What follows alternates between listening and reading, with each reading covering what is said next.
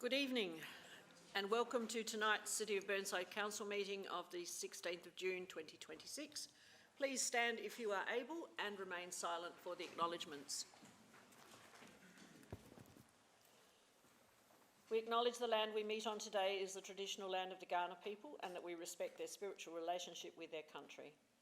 We also acknowledge the Kaurna people as the original custodians of the Adelaide region, and their cultural and heritage beliefs are still important to the Kaurna people today. We also pay respect to the cultural authority of Aboriginal people visiting and attending from other areas of South Australia, and we welcome other First Nations people to our meeting, both online and present in the room. On behalf of the City of Burnside, I gratefully acknowledge and pay respect to those who've sacrificed their lives for this country and its people. We also share our concerns for all those who are currently affected by war, especially in the Middle East and Ukraine. We seek understanding and guidance in our debate as we make decisions that will impact on the lives of all who reside, study, work in, or visit the City of Burnside. Grant us wisdom as we serve our community. Please be seated. There are a couple of seats in here if people do want to come and sit inside from out in the gallery. There are 2 remaining seats.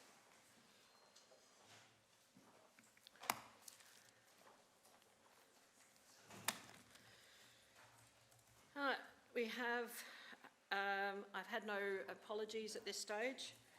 Confirmation of minutes, just declaration of interest as we get closer to various items. If you have an interest that you wish to declare, please remind me. And confirmation of minutes. I seek somebody to move a motion to support the minutes of the last council meeting. Councillor Jennings has moved. Peter Cornish, correct. Seconded by Councillor, they're all disappearing, Turnbull.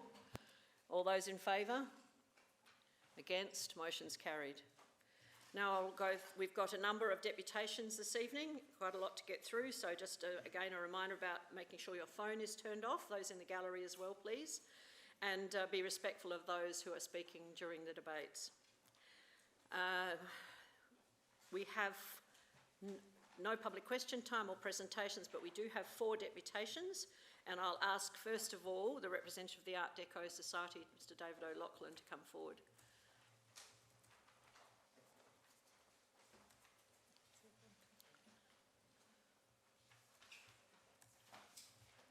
And just your name and your suburbs. Are you both speaking, sharing the time, or okay?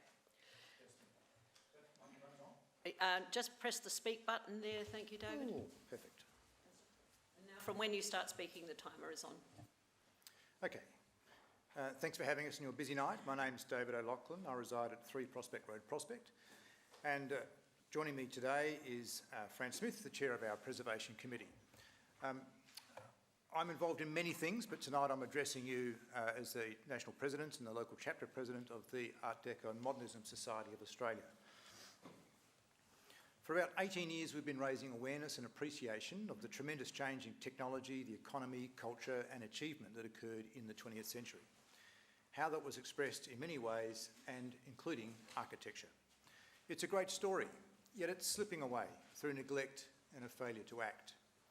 Woodley House at 22 Bagot Street, Glen Osmond is one such example. It's the former office of Woodley Wines, a very successful winery in its day, and evidence your local wine industry extended well beyond Penfolds McGill Estate. It was commissioned by Mr Tony Nelson, whose former name was Neufeld. If we'd done the research as we suggested you do in 2020, this would have revealed his émigré origins and the European influence he sought to impose on the architecture. Ultra-modern in its day, representing the latest in European architecture in this streamlined modern style. It's a terrific story. It's your story. It's your history. And now the best and most tangible way of telling the story is slipping away. It's slipping through your fingers. We're not here to rescue Woodley House. It's too late. It's lawfully on the chopping block, as it's not locally listed, despite us writing to you about it 5 years ago. We're here to advocate for the rest of your 20th century history before it's too late. The only way further losses can be halted is through your action. The elected members around this room tonight. Local councils are the only bodies that initiate local heritage code amendments and the processes that go with it that stop the demolitions. It's no one else's job. It's yours. Your staff can organise it for you if you like, if you give them the budget to do so, but only if you approve the money. No amount of goodwill will do it. Neither will tut-tutting or wringing of hands when another one is demolished, nor will agreeing with the neighbours about the system letting them down, because you are the system. If you care in the street, if you care in your socials, if you care in the hustings, you need to care here, in this place, at budget time. Will your budget tonight fund this work? If not, and it waits until the next budget, the earliest you will achieve demolition protections is 2029, because it's a long process. That'll be nearly 10 years since your staff first asked for suggestions from the community, and nearly 10 years since we provided them. Any losses between then and 2029 will be irretrievable. I was shocked to learn that your staff have presented budget bids to do this work on at least 3 occasions in recent years, and the bids were rejected each time, 3 times. Our post on our appearance at this council meeting tonight has been viewed 97,000 times. It was opened by 6,400 readers. It received nearly 900 reactions.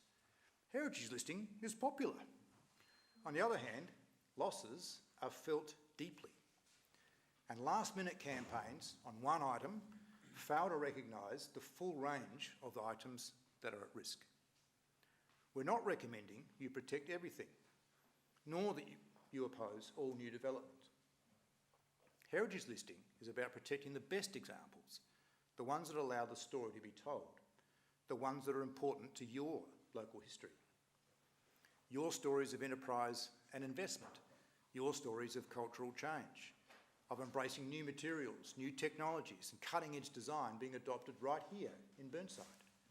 Your extraordinary wealth of outstanding mid-century homes as shown in Tim Reeves' excellent book, 101 Houses. 28 of them are in the city of Burnside. It also shocks me to learn that your last whole of council heritage survey listing process was in 1987, and your most recent listing was over 20 years ago in March 2005. History's alive. It ebbs and flows. 20 years between surveys is too long. 40 years between full surveys is something else again. Now's the time to stand up for your history, to allocate the funds, to do what your community expect you to do and want you to do. Now, Fran will provide you a hard copy of the properties that we've identified. You've got an electronic copy, but we thought a hard copy would be terrific. As we've stated before, we might just be volunteers or not-for-profit, but we are here to help. And we'll be right here for your budget discussions tonight, just in case you need our help. Thank you. Happy to take any questions, ma'am, and so if there are. Thank you, Mr O'Loughlin. Councillor Dawes. David, I'm over here. A question for you first, Art Deco, and I watch, what's the program called? Bargain Hunt. Talk about Art Deco. What's approximately is the years that Art Deco is regarded as covering? Is it 1920 to 1950? Can you help me there? The very short answer is between World War I and World War II. Right. The more sophisticated answer is to recognise that there were forces at work artistically before World War I, but they couldn't exhibit them, and then the war took that right away for many years. So think 1910. And in Australia, we lag behind the nation, lag behind the world in picking up trends because of the tyranny of distance. So you'll still find Art Deco things here built in the 1940s, like Woodley House was built in 1946. So think in Australia, 1925 to 1950, but worldwide, 1910 to about 1945. Thank you. Councillor Hedgkey. Oh, thank you very, very much for raising awareness for this chamber. Sure. And my question is, are you aware that we are now in the process of staying here as a chamber until next, not this coming November, but next year, because of the changes to the election cycle, and therefore we have time to consider this again as a budget bid, as the administration has put forward for this financial year, but because it wasn't supported, we've got a chance again to do exactly what you're talking about, and it was very detailed, so I'm not sure if you're aware of it, that we have a chance to do this again in the coming months, because we've gone through a budget cycle for tonight we're going to decide on a budget which we've gone out to the whole community with. And so that's what people are expecting, and just want to make you, are you aware that we are going to be having another pass at this very soon, and that sort of really helps what you've done tonight. Thank you. I'm aware of the proposal, Councillor. Thank you for your question. I'm Yep. also acutely aware that if an item is not heritage listed, it can be demolished tomorrow. The sooner you get on with this, the sooner they won't be. That's in your hands, not mine. Thank you. Councillor Davey. Thank you, Mayor. Thank you. Oh, Thank you very much for coming along tonight. With all your knowledge and expertise it's been clear, so you should get it. thank you. With all your knowledge and experience in local government, what would you recommend? Because it is very distressing to see such buildings as we're currently concerned about, which is just a beautiful example of Art Deco, and with all the associated heritage with Woodleys, which you referred to. What do you recommend we start with while we talk about the process and get things going, which I agree we need to do? What's the process that we could start with to get this underway? Do you have any recommendations that we could start with, please? Certainly do. Yeah, it's a long process. I've documented it 47 steps. It's not for the faint-hearted. The first thing that's required is that you need to lodge a statement of intent to start a heritage listing process. That's the technicality. But they will expect that you have done a heritage themes analysis prior to that. There's been a lot of work done by consultants in this regard to come and go through your history and allocate themes to it. I'm working very hard with one of my other hats on to make that process much simpler. But the very first step you could do is to make sure that your local history is understood in the themes that have been allocated by the State Heritage Department, and pick the themes that matter most to your own history. Then you would need to commission a heritage survey by an expert. It can be someone internal, doesn't have to be an external consultant, but most often is. And that person needs to go through all of your local history, particularly items such as buildings, and work out how many of those fit those themes that you've identified. Most of them will be buildings, and they will then do some more research on which ones should be listed, or which ones will meet the criteria. Just because you want them to be listed doesn't mean that they meet the criteria and will be accepted. So that's the simple process. That then goes into the statement of intent, which goes to the Minister to say, yes, you can commence the process.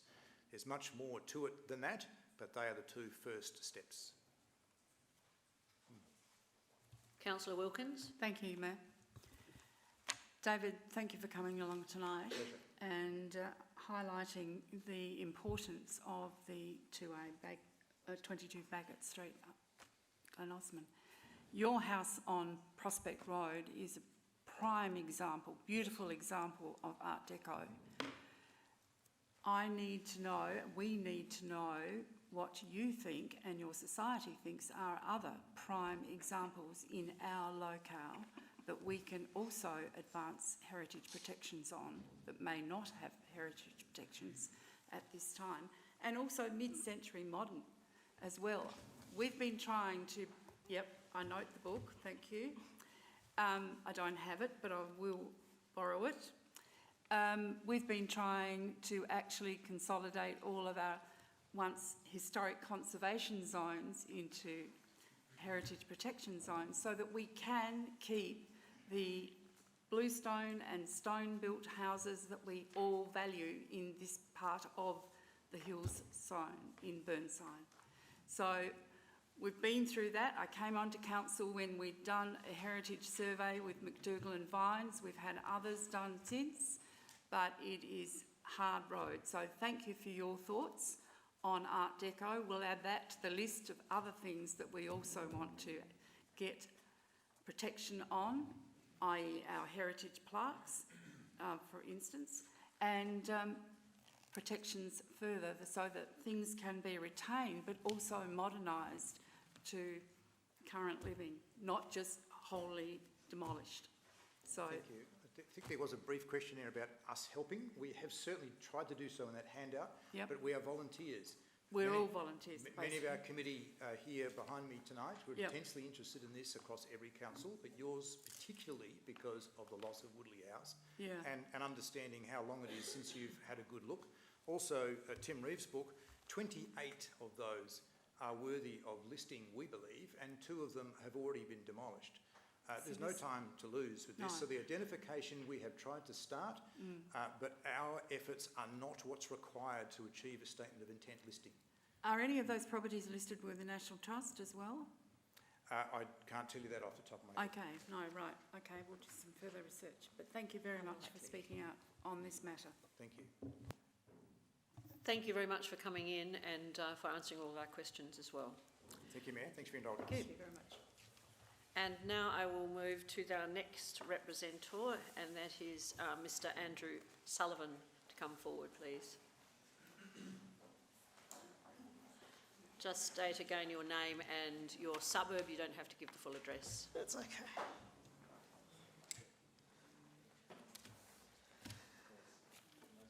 My name is, excuse me, my name is Andrew Sullivan and I live at 49 Main Street, Eastwood.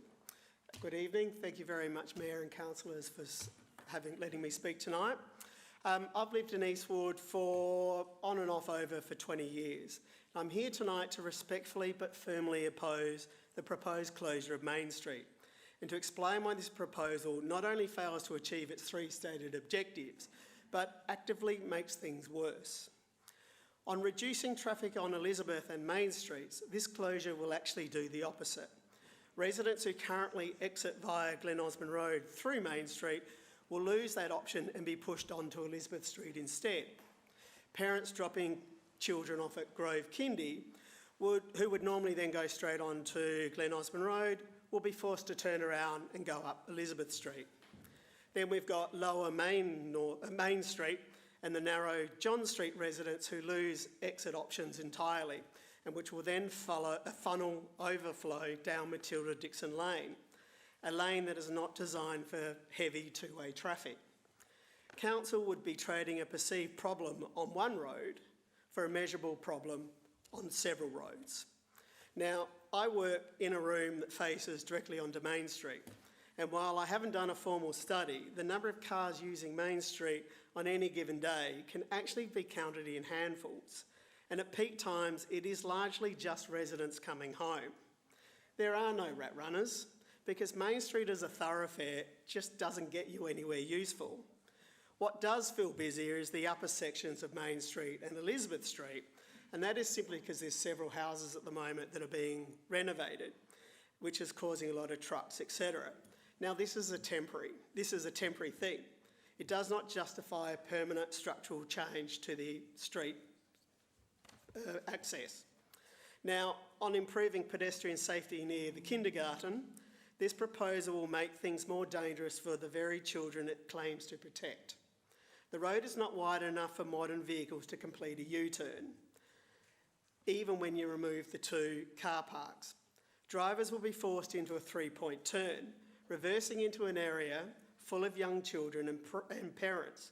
This is not a safety solution. This is a hazard being created where none currently exists. And then we've got the rubbish trucks. I want council to consider this carefully. Do we genuinely believe a driver will stop, climb down out of their truck, unlock a bollard, drive through, climb up again, drive through, climb up again, relock the bollard, climb back into the truck, then drive off every collection day? I don't believe this is going to happen. Those trucks will be reversing. And just last week, a young woman in Modbury was killed by a reversing rubbish truck. We could be creating the same risk in front of a kindergarten every week. And what about delivery drivers? They won't have keys, so they won't have access to open this blockage. So anyone that's delivering to houses number 47 to 57 will be forced to reverse back up Main Street and exit via Elizabeth Street, adding still more traffic to the road council is trying to protect. And then the third thing was the creating safer cycling routes. I accept that cyclists' safety matters, but I don't see how this change will actually make it safer for them. But also, safer cycling cannot come at the cost of emergency services and emergency service access. And that brings me to what I consider one of the most serious issues of all. Parkside Ambulance Station currently reaches Elizabeth Street in approximately 2 minutes via Main Street. With this closure, that same ambulance must travel up Glen Osmond Road, potentially taking 5 to 9 minutes, and it would be even longer during peak hour. In a cardiac arrest, brain damage begins within 4 to 6 minutes. That delay is not just an inconvenience, it could be the difference between a resident of Elizabeth Street surviving or not. Finally, has anyone actually asked the residents most affected? I've personally spoken to the 4 households fronting Main Street Reserve, and my neighbours have spoken to the Grove Kindy. And these are all the people who are most directly affected. Not one supports this proposal, not one. The 3 objectives are legitimate concerns, but this closure does not solve them. It displaces traffic, it creates segregation amongst the community, it creates new dangers, and in the worst case, could cost lives. I urge Council to reject it. Thank you for your time. Any questions? Thank you. Questions? There's any questions? If there are no yes, Councillor Wilkin. Thank you, Andrew, for coming in and welcome. putting your case so strongly. I appreciate you doing that and just telling everybody what the issues have been for the last, for me, 26 years, and for others longer. The elderlies who live in Main Street, some too have been there for over 60 years. So this is an important issue that we're discussing. We've been trying to get it up as a trial to just see what changes. But I appreciate you coming forward and putting your case too after speaking to you all. Thank you. Okay. Is there a question or just a comment? Okay. Can I respond to that, or is that not this situation? I appreciate that you are looking to have a trial. I think the problem is the residents are fearing that a trial is a permanent thing. Now, we don't believe there should even be a trial, and we're worried about the children. Okay. Thank you very much. I don't have anyone else to Cool. ask the question, so I'll thank you for coming in. Thank you very much for having me. Councillor Jennings, a bit late, but all right, I'll allow it. Just a comment. I'll thank you. No, a question, not a comment. Thank you, Andrew, Please. for coming in tonight. It has been it's been a pleasure the last 2 weeks having conversations on the telephone, and you kept connecting me with your fellow residents to talk to your other neighbours and understand the issues of this trial. How did you come to the timings of 2 minutes without the road blockage to 8-9 minutes without it with the South Australian Ambulance Service? Thank you. Two ways. One, through Google Maps, but 2, actually drove it today to see what the difference would be. Now, obviously, it wasn't an ambulance with I don't have a siren, so I was just driving normally. And trying to get onto Glen Osmond Road to drive up obviously was taking a long time. So, yeah, it's not an exact science, but if it was in a medical emergency, and if I was wanting the ambulance, I would want them to be there as quickly as possible. And being on the other side of the proposed blockage, it would be even longer to get to me. Well done. Citizen science is where it's at. Thank you. Thank you very much, Mr. Sullivan, for coming in. Now I'll invite Ms. McDonald to come forward. Oh, yeah, that's right. And on the same topic.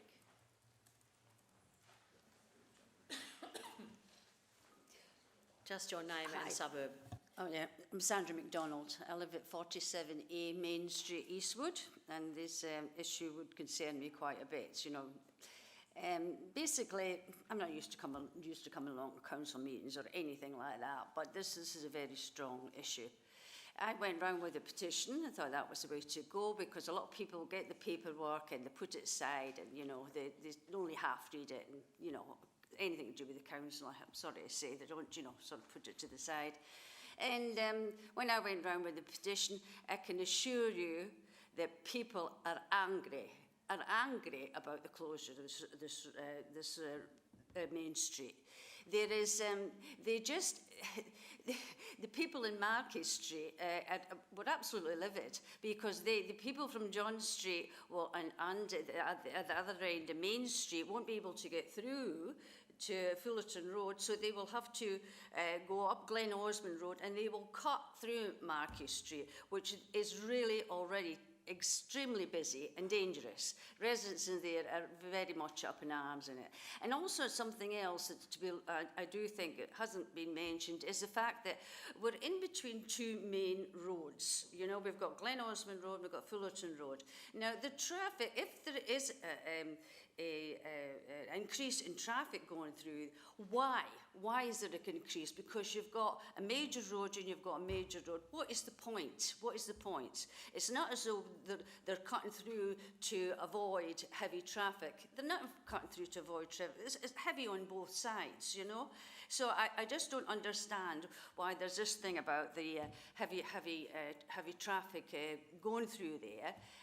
We do get a little bit more during peak hours, but not much. And this business of a rat run going through Main Street, again, that is ridiculous. The traffic can go fast. There's too many cars parked on either side.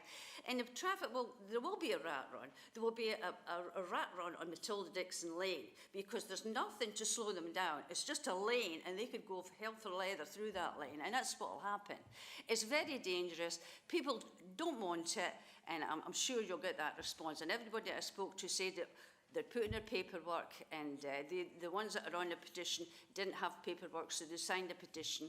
And so I think the outcome is just everybody's now of the same mind. It should never go ahead. Even for a trial, it shouldn't even be tried.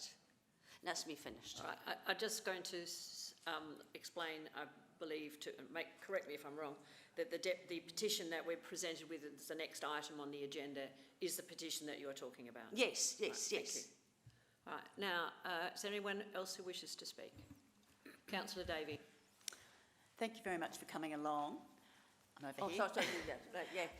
I haven't actually seen the petition yet. I don't know if it's been sent around or is it in our papers? Could you just outline briefly what the petition says? It was just a petition that I printed out and went round and got people to sign it. That was all. It was nothing, you know, people that use the park that, just wanted to put, have their say on the closure of that street. People that, not just residents, people that use that street. For the park is a big thing. The park on that street is a big thing, not just the kindy. There's a dog park as well as a children's playground. It's got barbecues. The office workers all use that park. Everybody uses that park. It's very social. I live across the road from it. I see it all the time. It's very social, and that's actually a great aspect of where I live. Is because you can see people moving around all the time. So the petition was just for people that didn't actually have the paperwork that still wanted to have their say. I'll just get our governance director to just read out what's in our papers, actually. Yeah, it's on page 27, a petition containing 24 valid signatures conforming to Council's requirements under the Code of Practice Procedures at Meetings has been received. In accordance with Clause 10.11 of Code of Practice Procedures at Meetings, the petition page was made available to Council members on the Council member portal. The petition seeks that we, the undersigned residents, petition that the Council reject any plans on the proposed road closure trial on Main Street, Eastwood.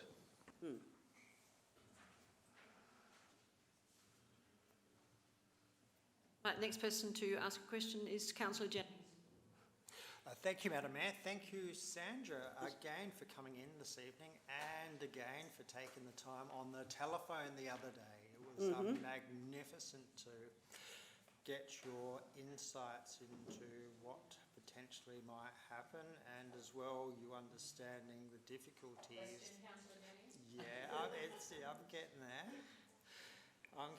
And the difficulties the magnificent waste collection people might have. Now, you are aware this is a trial and there will be I'm data aware collected. that it's a trial, and that everybody else is aware that it's a trial. But the response, even to a trial, is a no-go. Yep.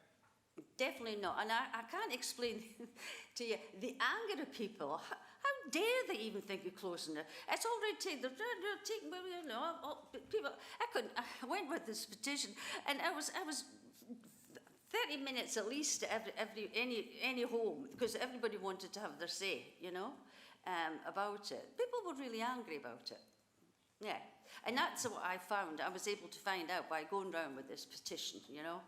But the petition was really only to be able to knock on people's doors and see if they'd put in the paperwork, you know, to see, you know, to get a proper response. Because one of the issues the last time you said you didn't get much of a response at all. There was a very poor response to the proposal before. So just to make sure that people actually were aware of what was going on, but everybody was aware. Actually, everybody was aware of what was going on. Yeah. Well done, and thank you you very again much. for coming in. Okay, finished? And Councillor Henschke. Oh, I'm here. Thank you very much. Oh, Thank you, that's it. Sandra. Thank you. All the work you've done to support the community, it's wonderful to talk to each other and so forth. My question is, it sounds like there were, what proportion of the streets were for or against a trial? Did you have a sense of that? Do you know how many people were for it? Yeah, 2. out of like Two the people streets. out of about 50 plus, Right. easy. Oh, Yeah. okay. I did John Street. The only two that I got were actually on Main Street, just at the beginning of Main Street. Right. Because it wouldn't really affect them too much, you know. Yeah. But everybody else. Okay. I got very, very strong response. There was no object, and that was actually good going around with the petition because, like I said, I got a positive feedback, you know, face to face, what people were thinking. Oh. Yeah. Very good. Thank you. Well, look, Thank you. finished. Thank you very much for coming in and supporting Right, the I'm the two bobs one. petition that you Okay. enlisted. Thank you. Right, now I'm going to ask our final deputy, Mr. James Morris, to come forward, please. By all means, take your glass with you, that's fine. Do you have any more glasses? Thank you, they're coming.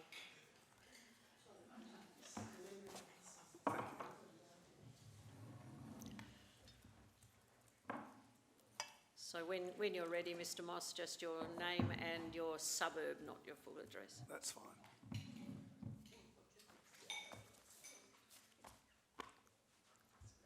My name is James Morris and I live at Wayville.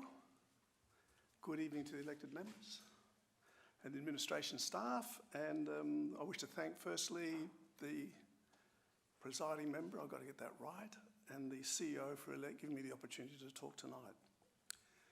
Earlier this year, the council instigated a community consultancy process to name 2 of the laneways in Eastwood. The Burnside... Could you move the microphone a bit closer to your mouth? Okay. Is that better? Right, the Burnside Historical Society select 3 potential name lanes: Caledonian Lane, Shand Lane and Duncan Lane. My main interest is the lane off Main Street, which I'll refer to as Main Lane, just to give it a name. It is unlikely that the Society would have had any knowledge of the recent history involving the preservation of the historic nature of Eastwood, nor the story behind the reinstatement of Main Lane. I will talk about Main Lane first. When my late wife and I moved into Eastwood in 1972, the lane was clearly defined with fences clearly delineating the lane on both sides. During the subsequent years, the residents on Matilda Street that backed onto the lane incorporated their section of the lane into their properties by removing back and side fences to their properties. In the 1980s, I presume, when the lanes were declared public roads, the council advised the residents on the western side of Matilda Street if they wanted to acquire their portion of Main Lane, they could. My wife was informed of the council's action by a friend of hers who lived in Matilda Street, and we had no knowledge of this development. She contacted the council to ask why we had not been contacted regarding the offer. She was advised that the properties on Matilda Street that back onto the lane had rights of way to the lane, and as a matter of course should have rights to the lane. That's what we interpreted what the council said. She advised the council that we owned a parcel of land fronting the lane, lot 192, with a certificate of title which entitled the owner or owners to use the lane to access the road system. The process to subdivide the lane stopped. Subsequently, the council recommended the process in, I believe, 2015. I challenged this dissolution of the lane, and after some 5 years, the council relented and reopened the lane. If it had not been for my wife's intervention in the 1980s and my persistence in reopening the lane, and might I say at some considerable cost, there would not be any lane to name. Of greater importance, however, is the following unheralded story, and following from what my discussion with Councillor Di Wilkins, because she didn't know anything about it, the unheralded story regarding the very nature of Eastwood. Some 50 years ago, a proposed development application was submitted to council for the construction of a 4-storey residential building in Elizabeth Street. Paul Haynes, who lived at 67 Main Street, was directly behind the site and would have been severely impacted if such a development proceeded. He approached my wife and I to initiate a petition to oppose the development. It was inappropriate for the location, would significantly impact on the value of the adjacent properties. Almost all the residents we approached were willing to sign the petition. I presume the people that owned that block of land didn't, and a few others we might have not been able to contact. This was duly presented to the council. We also met with council to express our concerns, and it was a subsequent proposition by my wife that the council were persuaded to reject the application. If it had proceeded, Eastwood would now be a collection of 4-storey cream brick apartments, and the character of the suburb would have been decimated. The historic nature of an enclave of 19th century workmen's residence would no longer exist. I strongly suggest that this pivotal moment in the suburb's history should be recognised by naming the lane after my wife, who is deceased, as she was instrumental in the success of both endeavours. I also believe that the lane should be called Jude's Way, way being a type of a thoroughfare, as well as a method which acknowledged her ability to clearly and concisely present an issue, which was in the case, in the first instance in the 70s, to engage the people, both the residents and the council. If the council prefers to use the lane and the title, I won't be that disappointed. To return to the names put forward by the council, in all due respect, neither Charles, Shand, nor Walter Duncan had a significant or lasting impact on Main Lane or Eastwood, and the brewery likewise, and my wife did. As a postscript, my late wife affectionately called Jude, and saying Jude is the patron saint of lost causes and desperate situations, which she overcome in both of these instances. Thank you for listening to my... Questions of the Deputy? Councillor Wilkins? Yes, I'd just like to thank Mr Morris and James for coming in tonight and just explaining the reason why you want to do this and the extra history that I didn't know about. The block of 4-storey units, heaven forbid. We're trying to retain every single bluestone property in Eastwood for all the various reasons that... I know this is not allowed, but how many in this chamber will actually know about that issue back in the 70s? Because most probably some of you weren't even born, and most of you had nothing to do with the council. But this is a piece of history, Yes. significant to the area, which will be lost. So thank you for putting it on the record. Thank you, Di. Thank you very much for coming in, Mr Moss, and thank you to all our deputations tonight. And we'll now move to item 10.4, which are the petitions.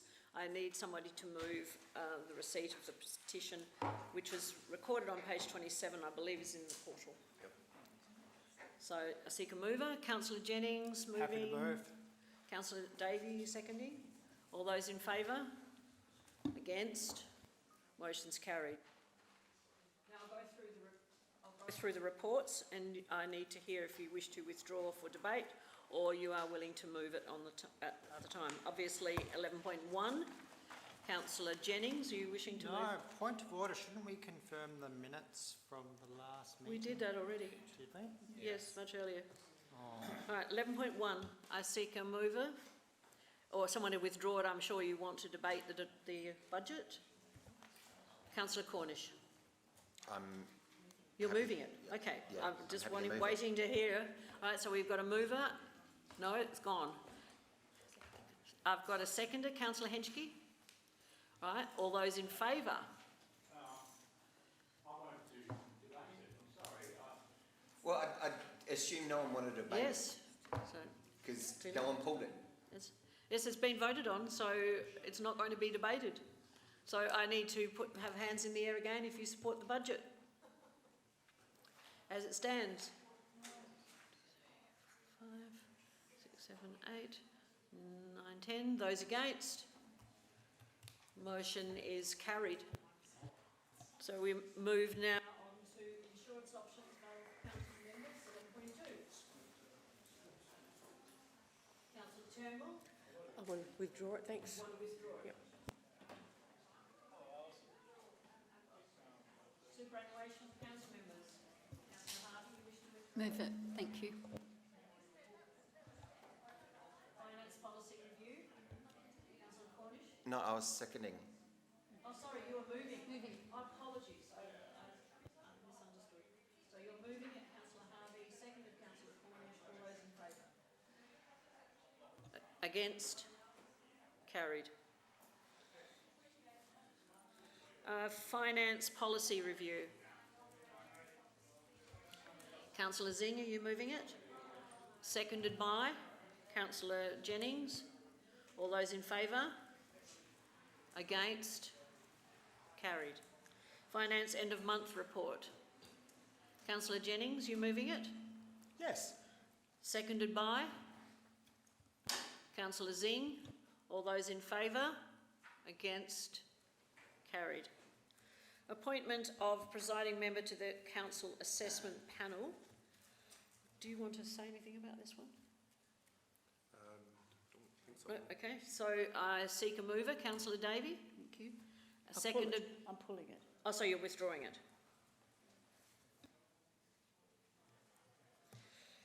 Cat bylaw 11.7. Councillor Hallett. Amendment to the terms of reference for the Building Fire Safety Committee. Councillor Hallett, are you moving that one? We'll move it, thank you. Seconded by councillor Zing. All those in favour? Against? Carried. Mayor's activity report. Councillor Henschke, are you moving it? Seconded by councillor Jennings. All those in favour? Against? Carried. Chief Executive's report. Councillor Jennings, sorry, councillor Davey, are you moving it? I'm pulling it. Withdrawing it. Right, so we shall go back now then to 11.2. Councillor Turnbull.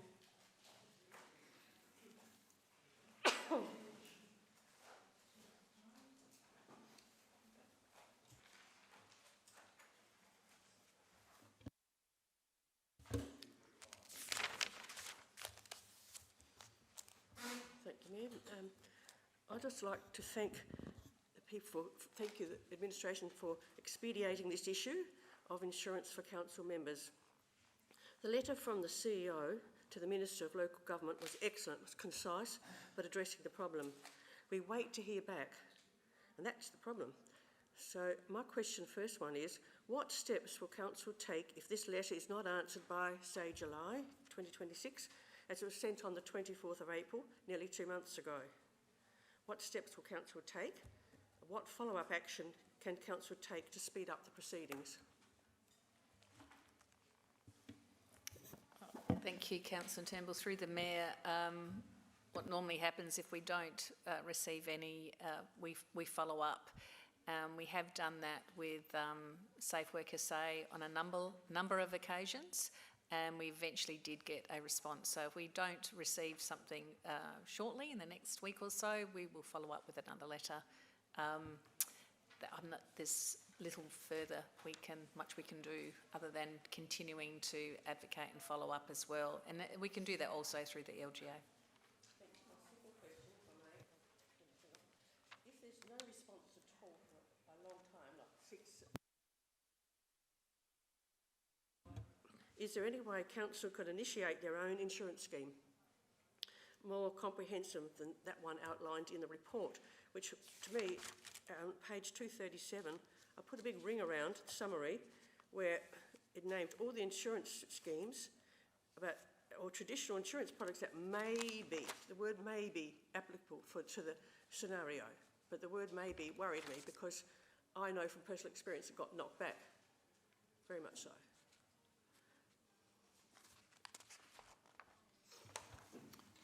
through the Mayor.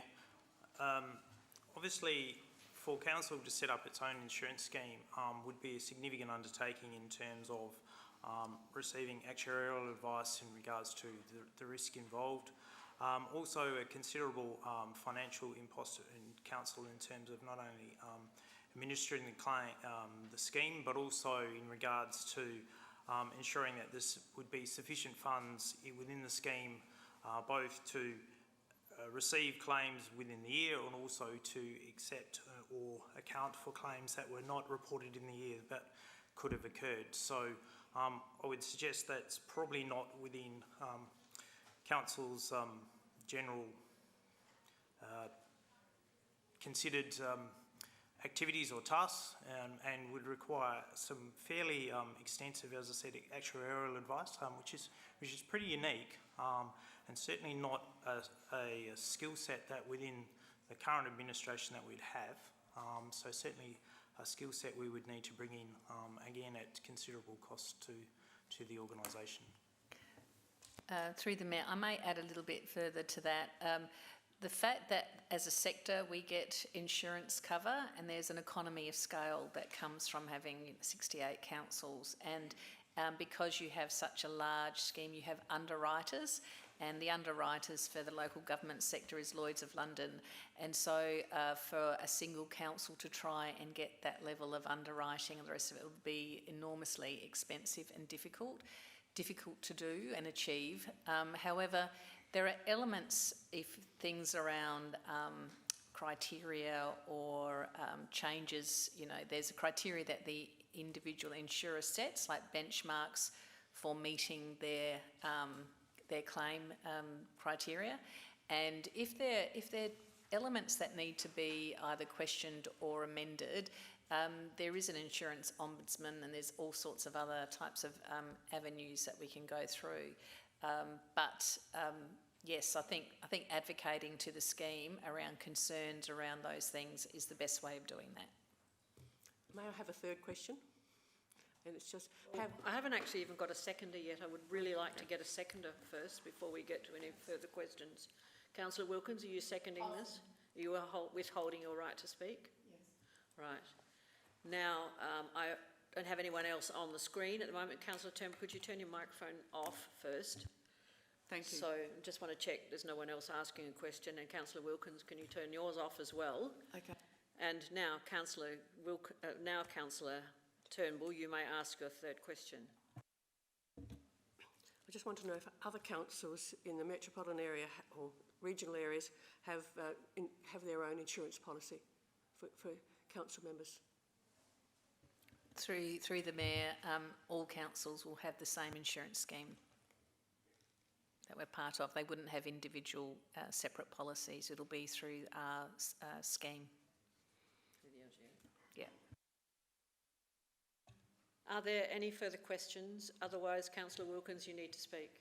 Thank you. Oh no, sorry, Councillor Jennings has just beaten you to. Thank you, Madam Mayor.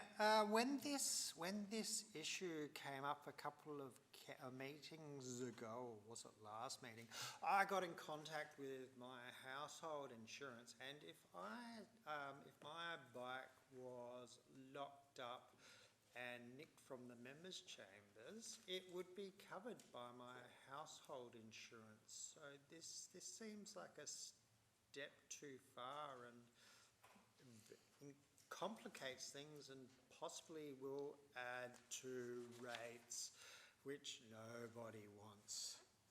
So I think everyone, if you should just have a look at your comprehensive housing insurance and or give them a ring like I did, and perhaps just see what is covered and what isn't covered, because if you don't ask questions, you might not get answers, and sometimes you occasionally get a good answer, which is quite lovely, which is odd from an insurance company because they've got shareholders which they have to appease, and that's never good for an insurance company.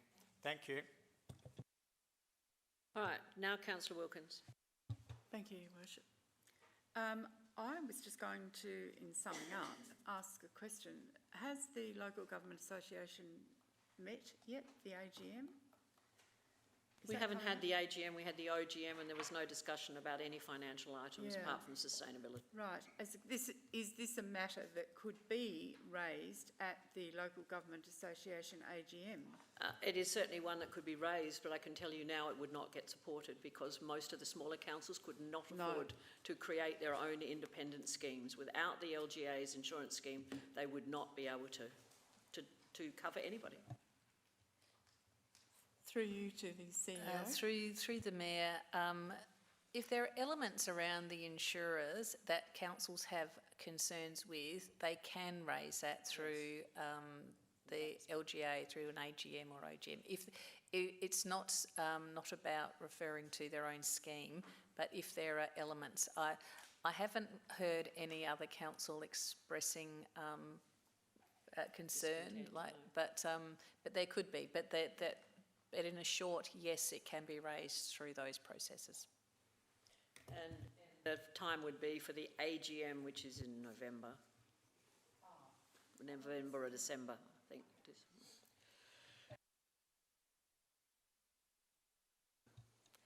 No one else wishes to speak? And you put the motion as it stands? So do you wish to speak again? No, Councillor Davis.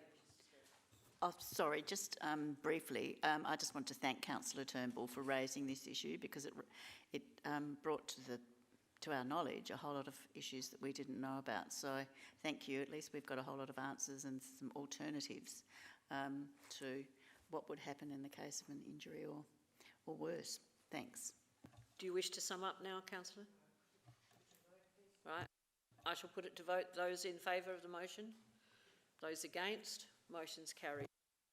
Now we move to 11.6, page 344. Councillor Davey, appointment of the presiding member to the Council Assessment Panel. Thank you, Mayor. I move in accordance with the recommendation that Council reappoints Anthony Kelly as presiding member of the Council Assessment Panel for a second-year term commencing on the 3rd of October 2026 and concluding on the 2nd of October 2028. We've got an excellent report in front of us. I'm very happy that he has been considered for a second-year term. I think his leadership and astuteness on the panel have been pretty good in terms of what we need for a CAP leader and chair. So I hope everyone will support this. Thank you. Councillor Dawes, you seconding? Yes, I will second. I believe he's an outstanding chair. The 2 years I was with him and now Councillor Jones. And this would be 6 years, I think. He's been there for 4, is that correct? I'm just trying to... been there for 2. Can someone just confirm that? Is it? Mr. Heinrich, can you confirm it's 2 years, please? Or is he we're going for 4? Or more, if...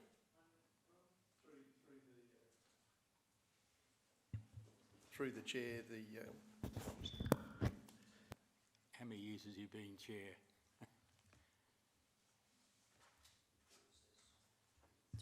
through the chair, apologies. It's 4 years is the answer to the question. So this will be 6 years? Yes. Yes, I've always believed that after 6 years we should not necessarily seek renewal, but perhaps open it up. But he is an outstanding chair, I have to agree with that. Councillor Jones? Look, I'll just quickly add, I agree with Councillor Dawes. He's been an outstanding chairman and we're very lucky to have him, and I'm happy to renew his term. Councillor Jennings? Thank you, Madam Mayor. With 2 terms, I think that's okay to renew it, but when we get to 6 years, it'd be very wise to go to market just to test if there's any other candidates. But I'm happy to go with the officer's recommendation. Thank you. Do you wish to speak again, Councillor Davey? All right, then I shall put the motion. Those in favour? Those against? Motion's carried. Now we move to 11.7, that is the CAP bylaw, page 350. Councillor Hallett.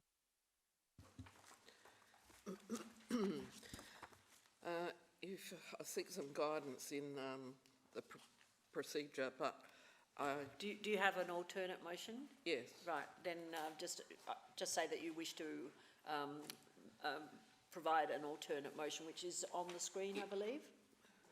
Not yet. We'll just wait till that gets on the screen.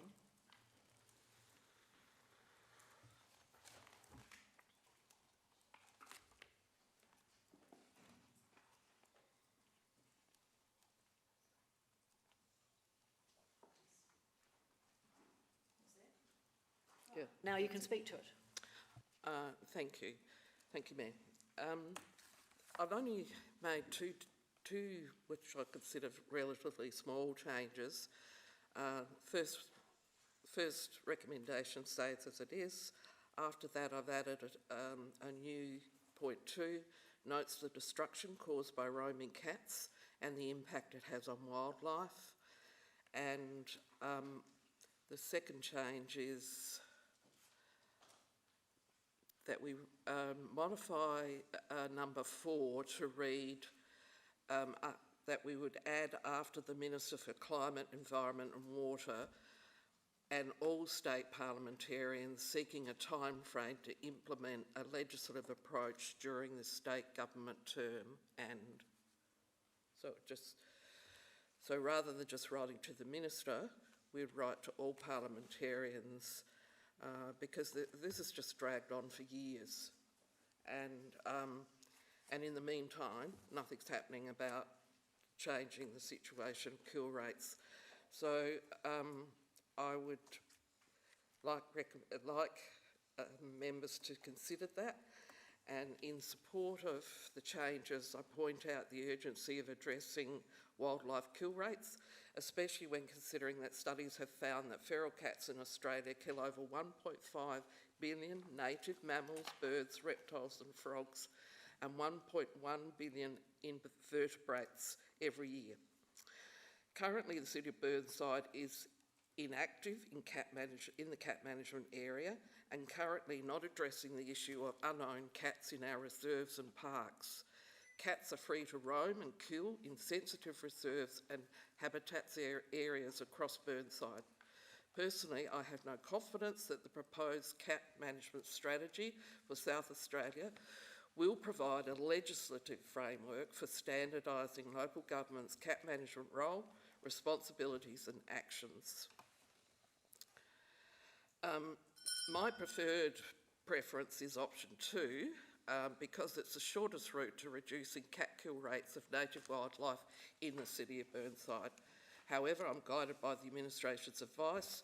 Finally, I point out that while cats might not understand boundaries, all other councils sharing a border with the City of Burnside, so that's Mitcham, Adelaide City Council, Norwood, Payne, St Peters and Campbelltown, all have cat management bylaws.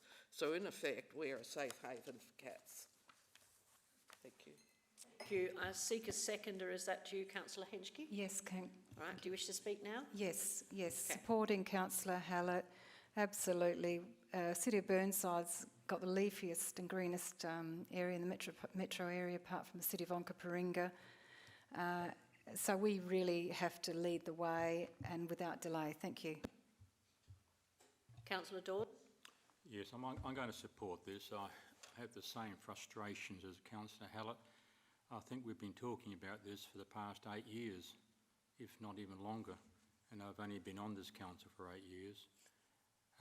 In fact, if Councillor Hallett had moved option 2, I think I would have supported that as well. I think Mr Heimlich would have looked at me in a strange sort of way and said, we're not going to get much out of that because the rangers can't really trap cats and so forth.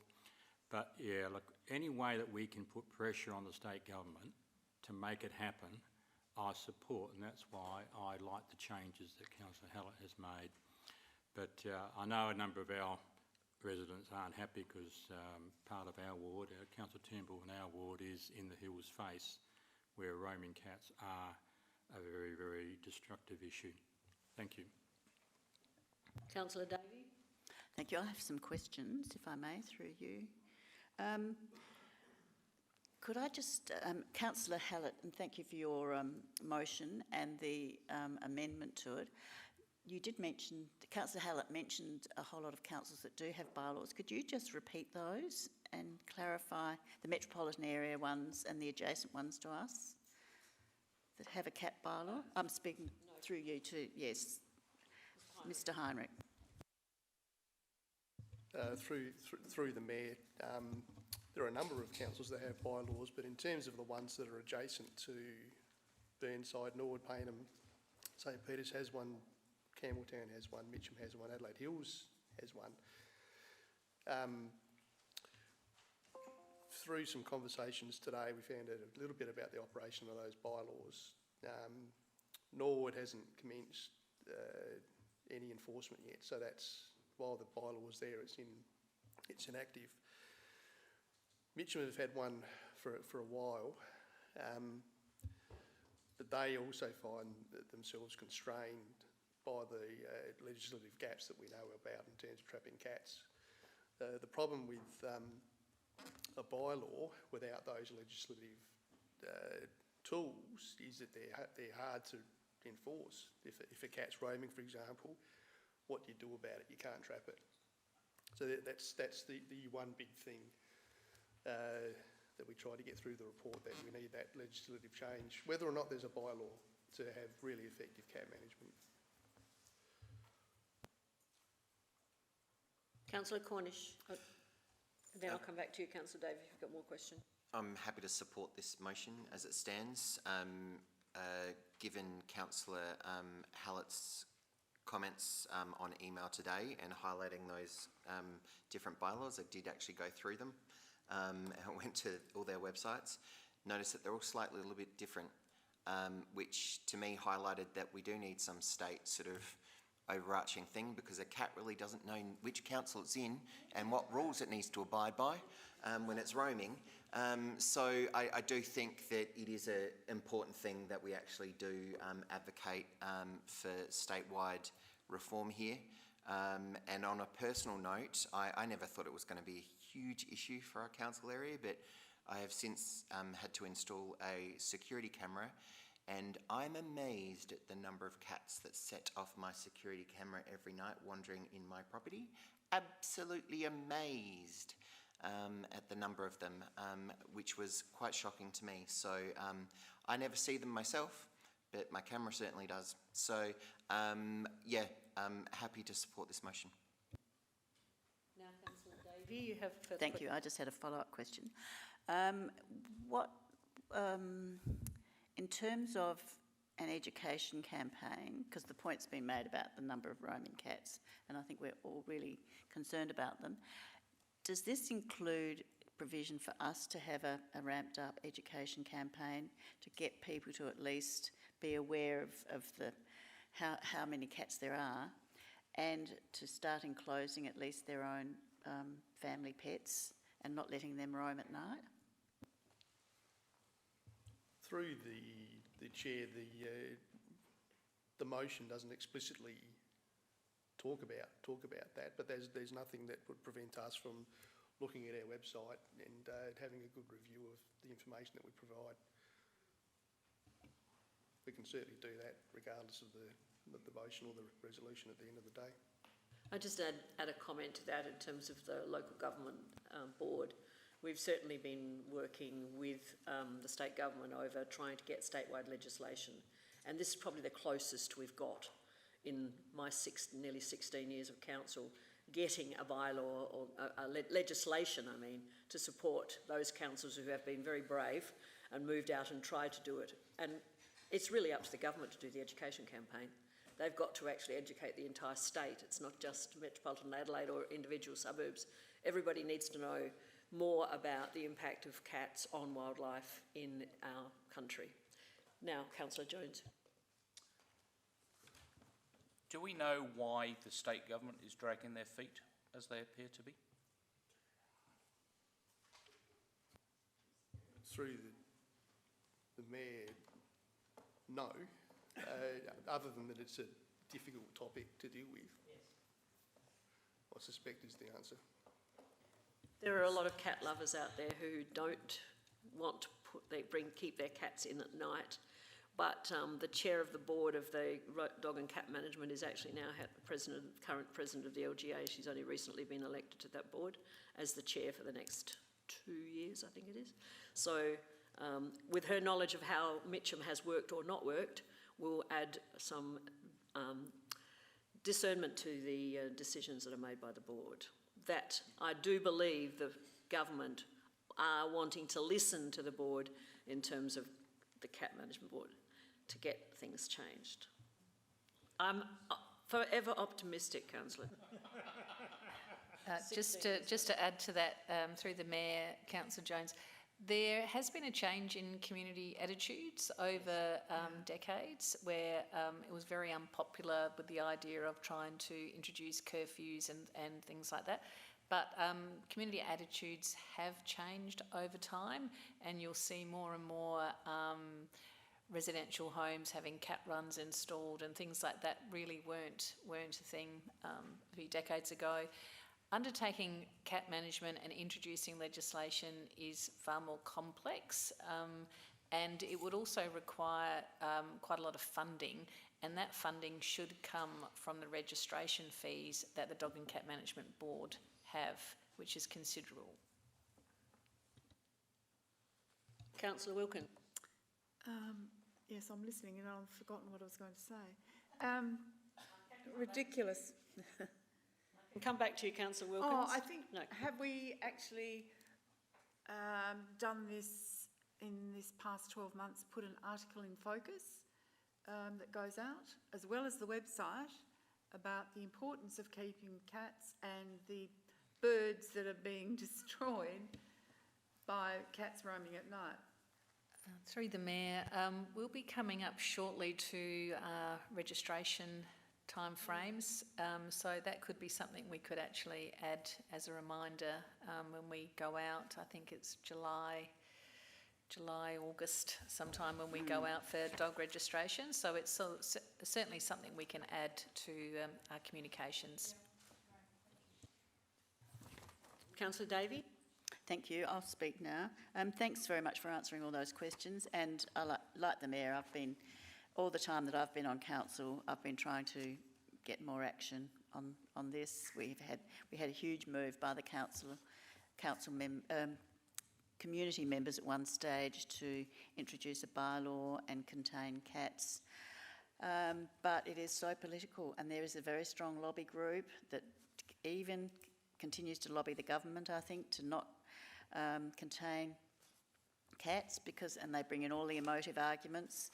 And the environmentalists and the people like Dr. Phil, who's on our staff, who's done some incredible research in this area to show the extent of the cats that roam at night and kill, still hasn't had any impact. So I'm like Councillor Dawes. I'd actually like to see option 2. I'd like to see us have a local cat bylaw. We have one for dogs. We had problems for years with dogs roaming free and biting people and spreading disease. Cats are even worse, and quite apart from their nuisance problems, there are huge disease issues with cytomegalovirus that cats spread. So hopefully with the changes to the Dog and Cat Management Board and government interest, and hopefully some environmental and conservationist lobbying, we might actually get over the line. But in the interim, I think it's very good to put in the motion that we note the destruction and are concerned about the destruction of our wildlife, because it's just horrendous. So I'll support this and just hope that we've got some action soon. And I'd really like to see us include in Focus and in our registration times, whatever opportunities we've got, some promotional stuff about containing at least your family cats and not letting them roam. Thank you. Councillor Hallett, do you wish to sum up, or are you happy for me to put the motion? All right, I'll put the motion then. All those in favour? Motion, against? Motion is carried. Now we move to item number 11.10, page 396, Councillor Davey. Thank you, Mayor. I move in accordance with the recommendation. Those 3 aspects. And I just had a couple of questions. I've had a whole lot of questions answered. I just wanted reassurance that number 3, that delegating authority to the East West Board to appoint the members of the Audit and Risk Management Committee is standard practice with all of our subsidiaries, or is this specific to the East West Board, and do all the other partners agree with it? And the other question I had is... Councillor Davey, could we just have one question at a time? Okay, sorry. And provide the opportunity to answer, then you don't have to try and remember it all, and then I'll give you the opportunity to ask the second question straight after. Okay. Through the Mayor, thank you for your question, Councillor Davey.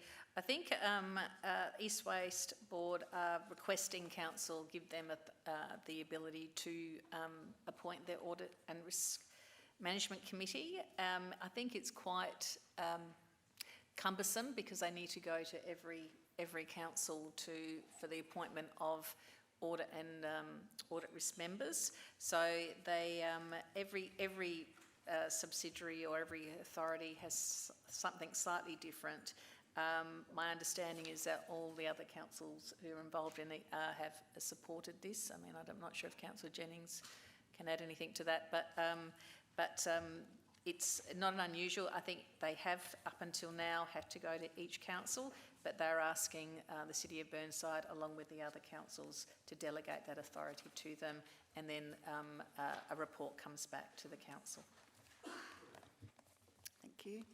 And my other question is, in relation to today's events, with the possible or very likely lengthening of our terms to April next year, are we going to be able to, or do we need to amend the forward planning, the report schedule, and how that fits? Is that going to affect us at all? Thanks.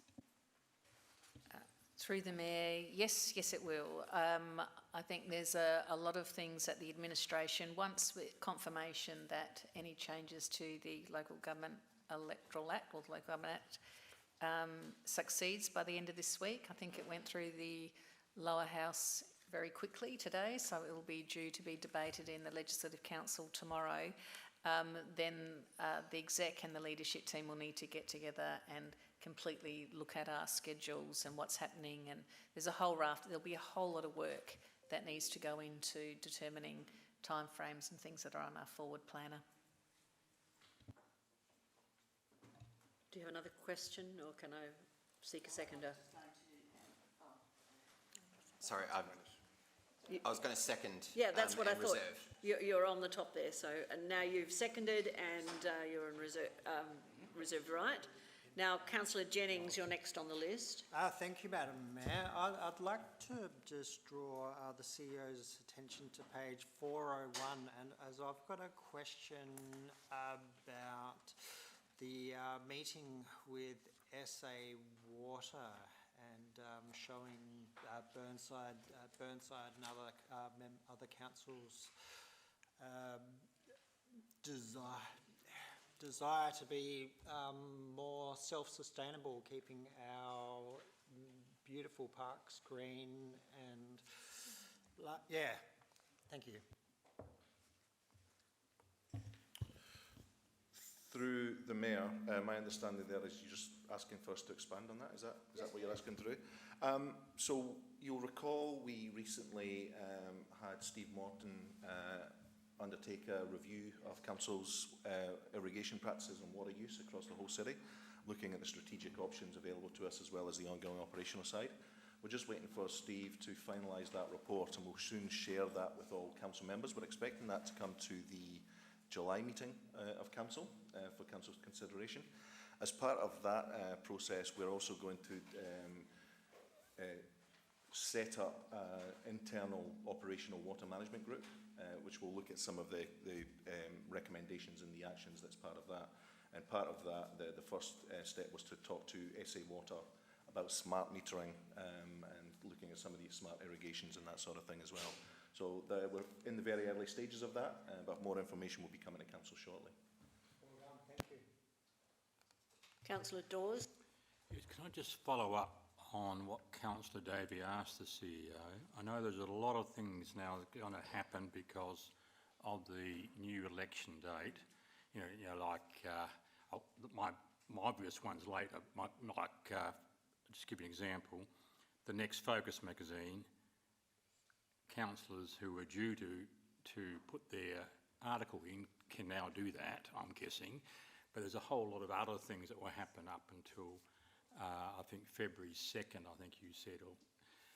My query, and this might be an off-the-cuff comment from you, CEO, is how's it going to affect our budget discussions? Do we still have these workshops that we can't make decisions?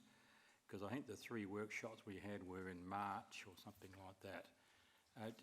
Have you given that any sort? I'm sure you have given it some thought because you probably knew this was going to happen. But can you just explain how you think it could work? I won't keep you to it, but I'm just interested. Through the Mayor, we have a leadership meeting tomorrow, and that's and on the agenda item is to start looking at the proposed delay in elections, and so we'll be looking at our whole budget timetable. We'll be looking at, of course, we're now conflicted because in the time frame leading up, you council members are asked to provide what projects they might like, and is that a breach because now we'll be moving into a campaigning, then going into caretakers. So how do we manage all of that? It is yet to be determined, but there are many things. There are many things like there were some reviews of some big policy reviews that we were going on. Now we're at this time of the electoral cycle. It'll be that'll need to be pushed out to the next chamber. But now we need to revisit those. Do we need to bring them forward again? So there's a whole lot of work, and so some of I just sent a response that Matt helped with this afternoon around closing of the roll and the beginning of nominations, and so that's right. That's New Year's Eve now. So right in the middle of summer break and on New Year's Eve. So how does that all going to work? I think we're going to be trying to muddle our way through, and every council will be doing that. But we will look to get advice, and we will work with other councils, and we will look at our timeframes because they're already sort of worked out. When do we start having our budget workshops? When do we start having discussions? All of those things. We had booked in inductions, we booked in, a whole raft of things where we were putting a lot of time and effort into our approach. And so we've already spent $40,000 in looking at people to encourage people to enrol to vote, the information packages, encouraging people to put their hands up. So we've already expended ratepayer money in the preparation for November, and now we, subject to the outcome of the parliamentary process, which will conclude on Thursday, we will now need to really sit down as a leadership team and just literally go through the calendar and work our way back and consider how we need to change that. So there's absolutely no definitive answer there, Councillor Dawes, I'm afraid. Councillor Jones. I'd like to speak against this motion, and my particular objection is to number 3, which I think is terrible corporate governance. The fact is that the Audit Committee is the independent watchdog that we have telling us what the board is doing, reviewing what the board is doing, and we're going to say that the board can just appoint their own watchdog. Well, I think that's just, it's not hard to see what could go wrong. So I can't accept that. I really don't believe it's that burdensome for East Waste to have to ask council to approve an audit committee member. They probably get appointed every 2 to 3 years. There's probably 3 or 4 members. Does that strike you as terribly burdensome? It doesn't strike me as being so. So I'm afraid to say I really can't support it. And look, what we've got to do with the person they're recommending at the moment, they've sent it through. They didn't even bother to send his CV, which doesn't inspire confidence in their commitment to giving council oversight. So I think we should push back and say no. Councillor Davey?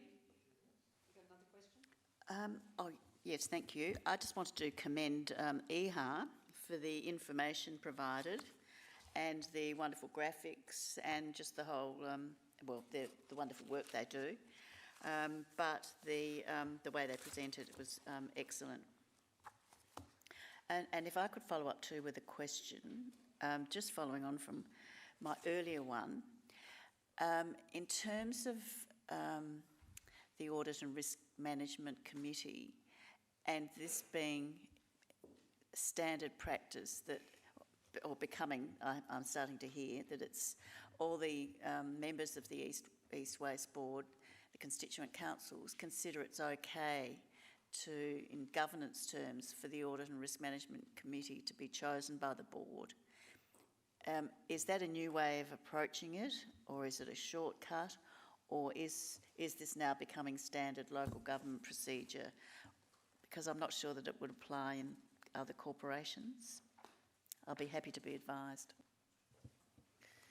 Through the Mayor, thank you for your question, Councillor Davey. I think it does add a level of burden, and each council has its representative, and this chamber appoints its board member. And we have the CEO that they come here when we ask them to and present. They have their own auditors. They have, I think the level of oversight is sufficient. I don't think that this is opening up any terrible loosening of governance.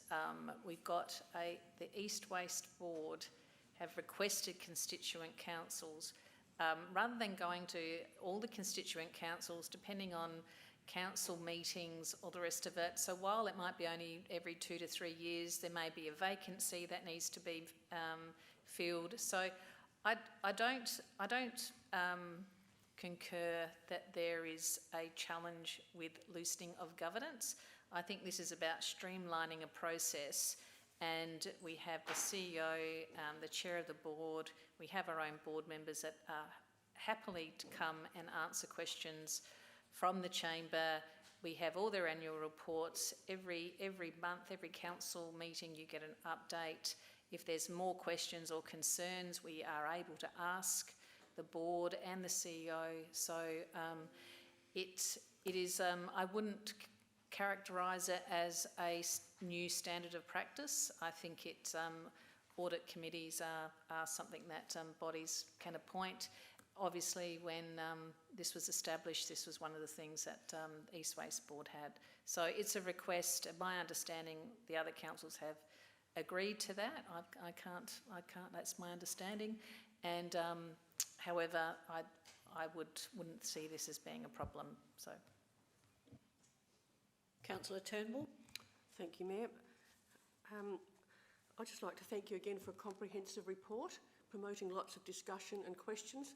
I learn a lot out of this that I don't know before. I have a question on page 401 though, the sports libraries. It says a new sports library was installed at Simons Reserve, and there are 4 others. Where are they? Where are they?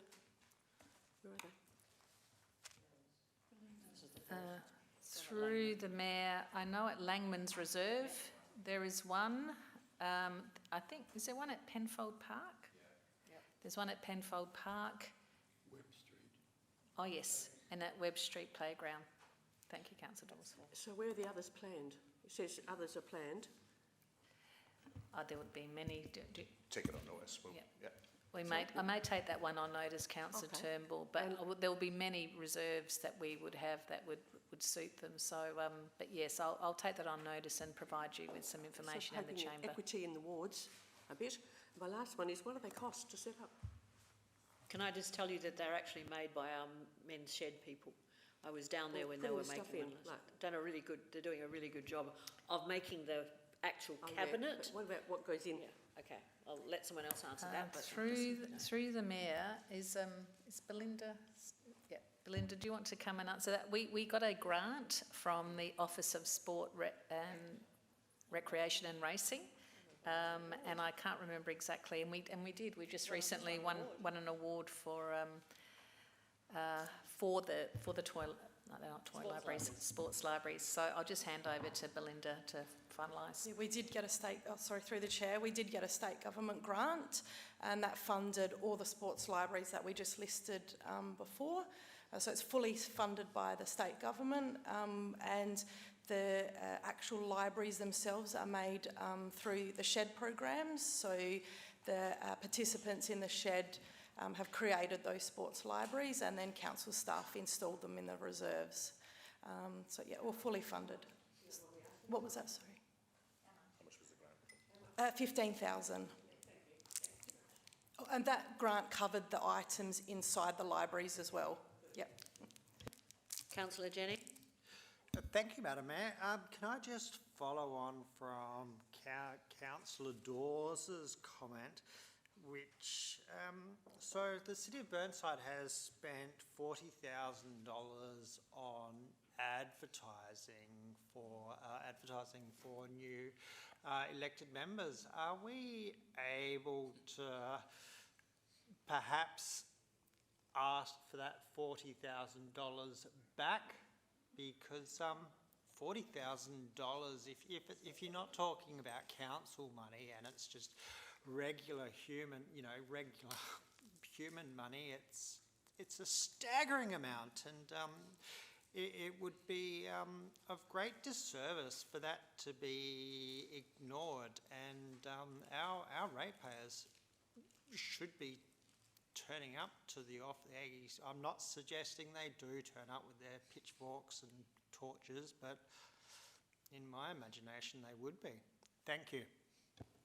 Through the Mayor, thank you, Councillor Jennings. It wasn't just advertising. We've done a lot of work in creating handbooks, candidate books. So it's not just the advertising. It's a whole raft of other things. But the point is taken that we have expended some funds in preparation to try and get well ahead of in preparation for the election. So that is a disappointment. I have raised it with the LGA. I have raised it with members of Parliament. I'm sure the Premier would be quite happy if I turned up and asked for the 40,000 back. That would be very compliant in that request, but I'm not sure that we would be very successful. If you don't ask, you don't get. No. Councillor Wilkins. Thank you, Your Worship. I'm just looking at page 408. The person who is we consider for the appointment to the East Waste Audit and Risk Committee, Mr. Adrian Wiguna, if that's how you pronounce his name, does he have a current conflict of interest? Because he's also General Manager, Infrastructure Planning and Sustainability at Campbelltown City Council. He serves as a Deputy Director at East Waste Board for a number of years, etc., etc. Do we not need somebody who is external to the board to be on their Audit and Risk Committee? Thank you for the question. Through the Mayor, at point 36,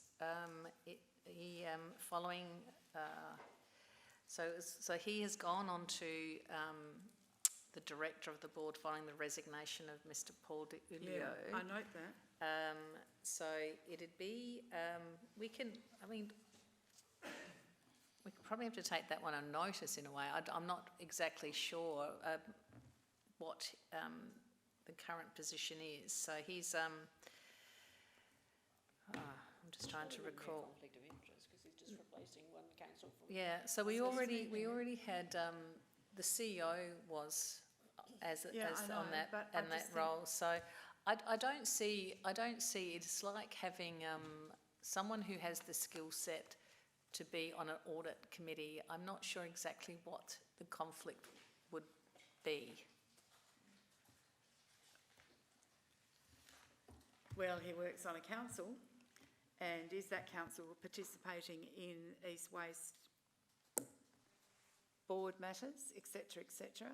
I would just Through the mayor, yes, yes, he would be, but he, I mean, the Audit and Risk Committee will provide advice to the board. But I just think we need to check. Through the mayor, I don't believe that there would be a conflict of interest, and through the Director of Corporate would like to add something towards that. Through the mayor, it's not dissimilar to our Audit and Risk Committee. There's 3 independents, and then they've got 2 that come from the board member pool. So it's relatively standard practice. And the chair of our Audit and Risk Committee is independent? Councillor Wilkins, you turn your mic off. Sorry. If you finish, please. I still think it's sus. Councillor Hallett. Just 2 questions, please. Could you refresh my memory of who sits on our Audit and Risk Committee?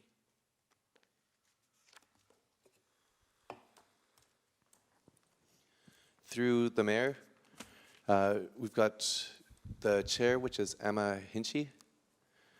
We've got Peter Scarhill, thank you. And then we've also got Annette, almost said Newkirk, but that's Annette Martin as the other independent. And then in terms of our councillor representatives, we've got the mayor and we've got Councillor Cornish.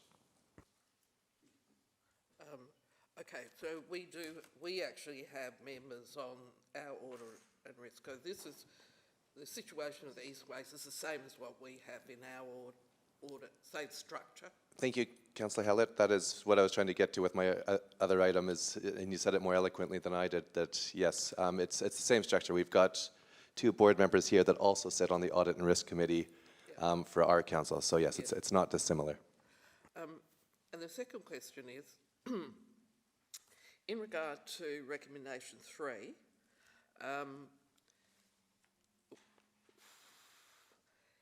Could you be more specific? Recommendation 3 on what page? Okay. In regard to, sorry. I realise now you're referring to the motion. Yes. Yeah. Would this be like saying that we want to vet appointments? Would that be something similar to saying that the Office of Local Government could say to us, we want to vet all your members on anyone who's going to sit on your Audit and Risk Committee? Is that sort of like the equivalent? Because I don't have a problem with a recommendation 3, but I'm just trying to think, what would it be like if, would that be something similar where we vote on who's going to sit on our Audit and Risk Committee? And so would that be like saying then that we'd have to run it past the Office of Local Government before we could agree on it, before it'd be settled?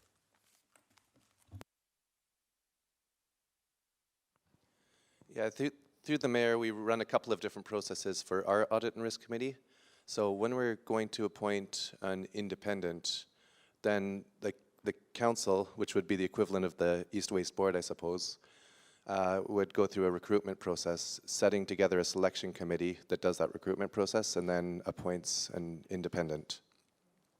When it comes to the council member representatives, which would be the equivalent of the appointment that's being requested today, then that goes through in the secret ballot process where people nominate and they go through it that way. So in essence, it is similar where that is being appointed, just like council makes that decision to appoint to our Audit and Risk Committee, both the independents and the council member representatives. It would be changing that, so that's the equivalent, but at their body level.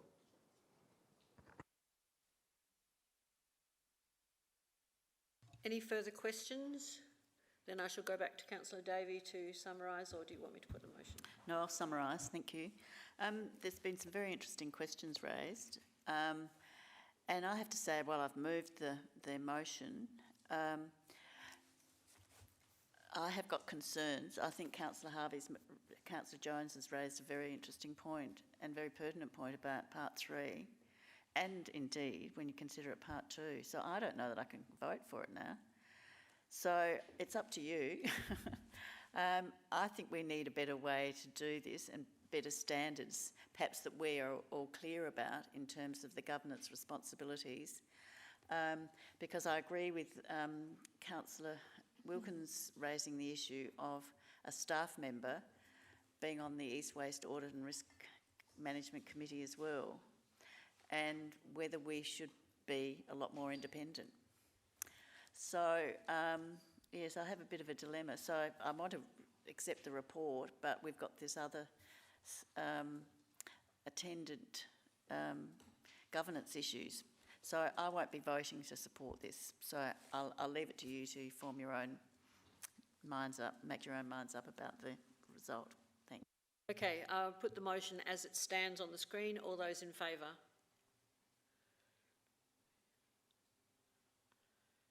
Those against? Motion's carried. Now, that was the last of those. I'm wondering if you would like to take a break now and then return to do the motions on notice and the confidentials after that. I seek some indication. Councillor Cornish, you moving that way? Or giving the just an indication? Just can I have some people who would like to have a break now? Hands up if you... I've only got... Yes, we've got enough now. All right, we're taking a break. 10-minute break. So we resume at 8:46.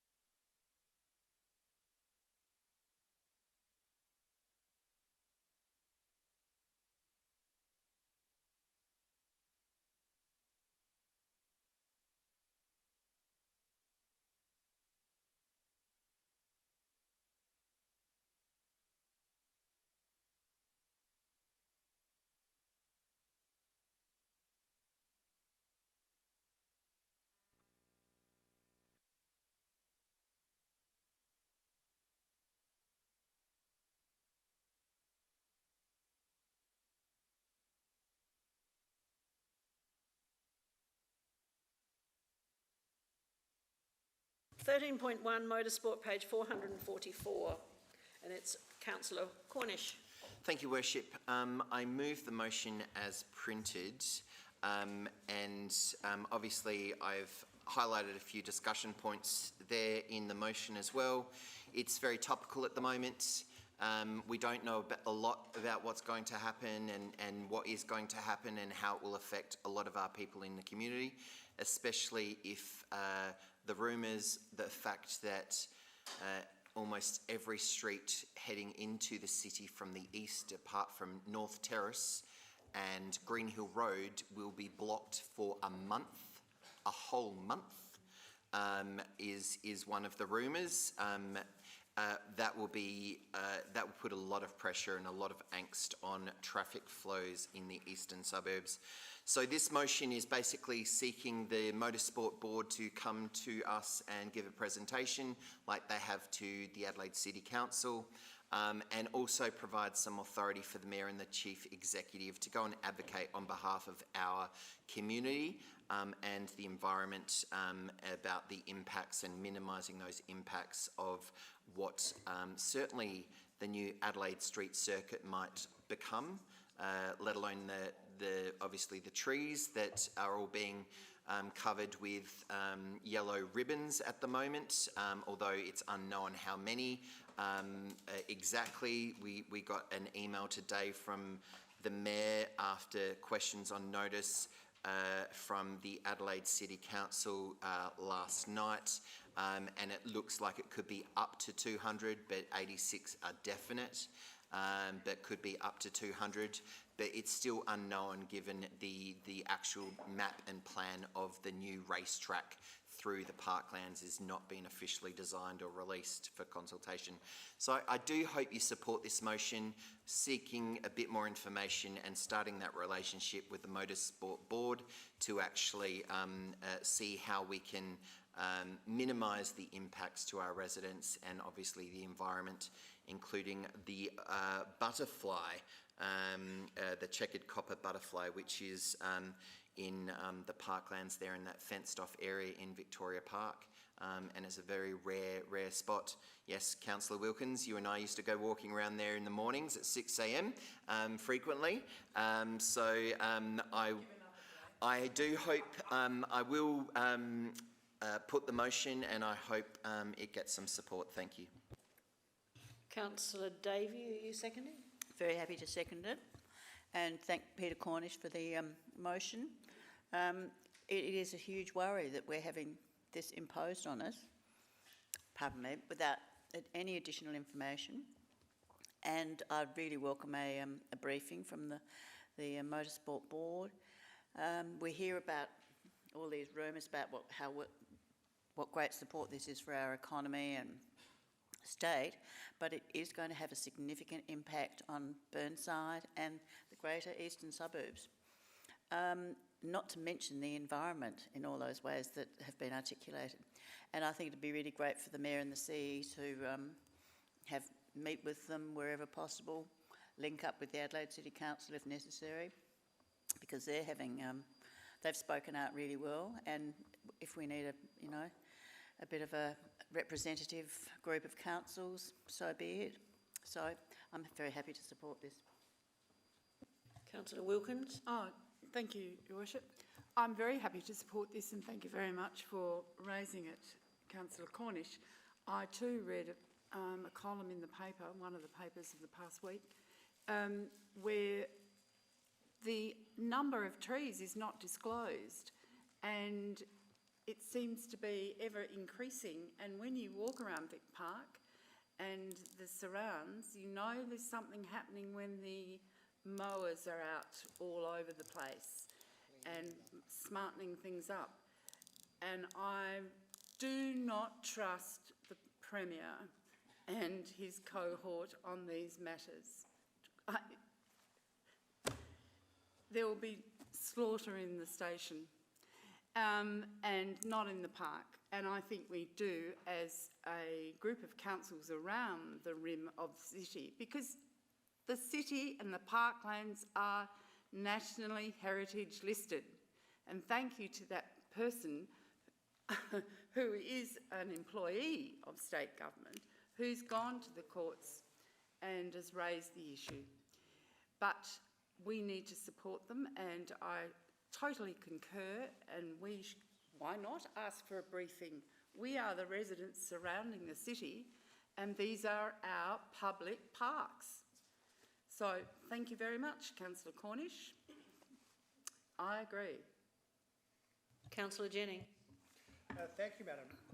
Thank you, Madam Mayor. I also am going to thank Councillor Cornish for this motion on notice. Living in Glenside for, I think it's 25 years now, and all my 3 kids going to Linden Park and Glenunga International, and meeting with a lot of, being a parent with some of the migrant and immigrant communities. When they fly these war machines over the top of these now 2 races, this brings back some awful memories of people who have escaped some very scary and very unsafe situations. Now, in the grounds of the race, there's all these participants who have forked out enormous amounts of money, and they're like, yeah. It's like, wow, listen to this. But these machines, they make that noise to strike terror into the people when they are about to drop their weapons of mass destruction. It's like Hannibal unleashing elephants, if that story even is true, just out of fear. Because I can't actually imagine getting elephants onto a boat. I think it's more of a good story, but this is a real story, and we should get the motorsport committee, the Australian Motor Board in here, just so we can ask a few questions. I won't ask about the elephants, but I will ask about these inappropriate machines. They're nothing to celebrate. They are to strike fear into whoever they're being used against. Well done, Councillor Cornish. Thank you. Councillor Henschke. Thank you, Mayor. I believe that we need to advocate, as Councillor Cornish has done here, and I'm foreshadowing we go further next time. We seek dedicated funding for road infrastructure upgrades that relate to these major sport events, because we're going to need that for road safety around our residential areas, but we're going to need it for emergency access improvements. We're going to need it for pedestrian and cycling infrastructure. We can't just have a major motorsport, a high-speed motorsports like MotoGP, like Formula 1 racing, Formula 2, Formula 3 supercars, touring racing, rally cross events, endurance motor racing, drag racing and other organised motor vehicle competitors conducted at high speed next to a residential zone, next to the city of Burnside. So positively collaborating with state agencies and local government would be the way to go. I'm calling for a collaborative planning framework with the state agencies, an ongoing consultation with affected residents regarding infrastructure priorities and mitigation measures. So we advocate for future motorsports event planning. Maybe there'll be strategic alternatives for some types of motorsport. And we have comprehensive assessments of traffic, noise, public safety impacts. And together with all of that, we get appropriate infrastructure funding commitments from the state government. This is the planning we need. Collaborative, future motorsport event planning. I will support this motion to authorise the Mayor and Chief Executive to advocate. We need to, next time, just push a bit stronger so we formalise a framework and we can all plan together to ensure that we protect residents, visitors, through traffic from the impacts associated with high-speed motorsports, and deliver economic and tourism benefits at the same time. Thank you. Councillor Dawes? Yes, I am in support. I'm going to act like Councillor Cornish and just seek a couple of small amendments, as he normally does with motions. Yes, and I just wanted to make sure that we are Burnside centric here. So in number 2, I'm going to ask whether he will consider, and also the seconder, that the Mayor and CEO advocate on behalf of the Burnside community and the local environment. So it becomes very much about us, because I think that, if you agree with that, I would recommend it to you. And the other thing I liked about what Councillor Cornish has done, and I think we should all do it, is that in his background information, he's got so many great points there which can be used by the Mayor and CEO to their advantage. So I do thank you for that extra information that you have provided. Thank you. Councillor Davey, are you happy with those 2 minor changes? There are just basically variations and not a real amendment. So if you're both happy, then we can proceed. Okay. Thank you. Next is Councillor Jones. Can I ask a question, please? It's a kind of a 2-part question. The government ministers have been taking Adelaide City Council to task as enemies of progress. Yes. How do you expect the state government to react to any advocacy, and do you expect it to have any negative impact on other things we are advocating to them for?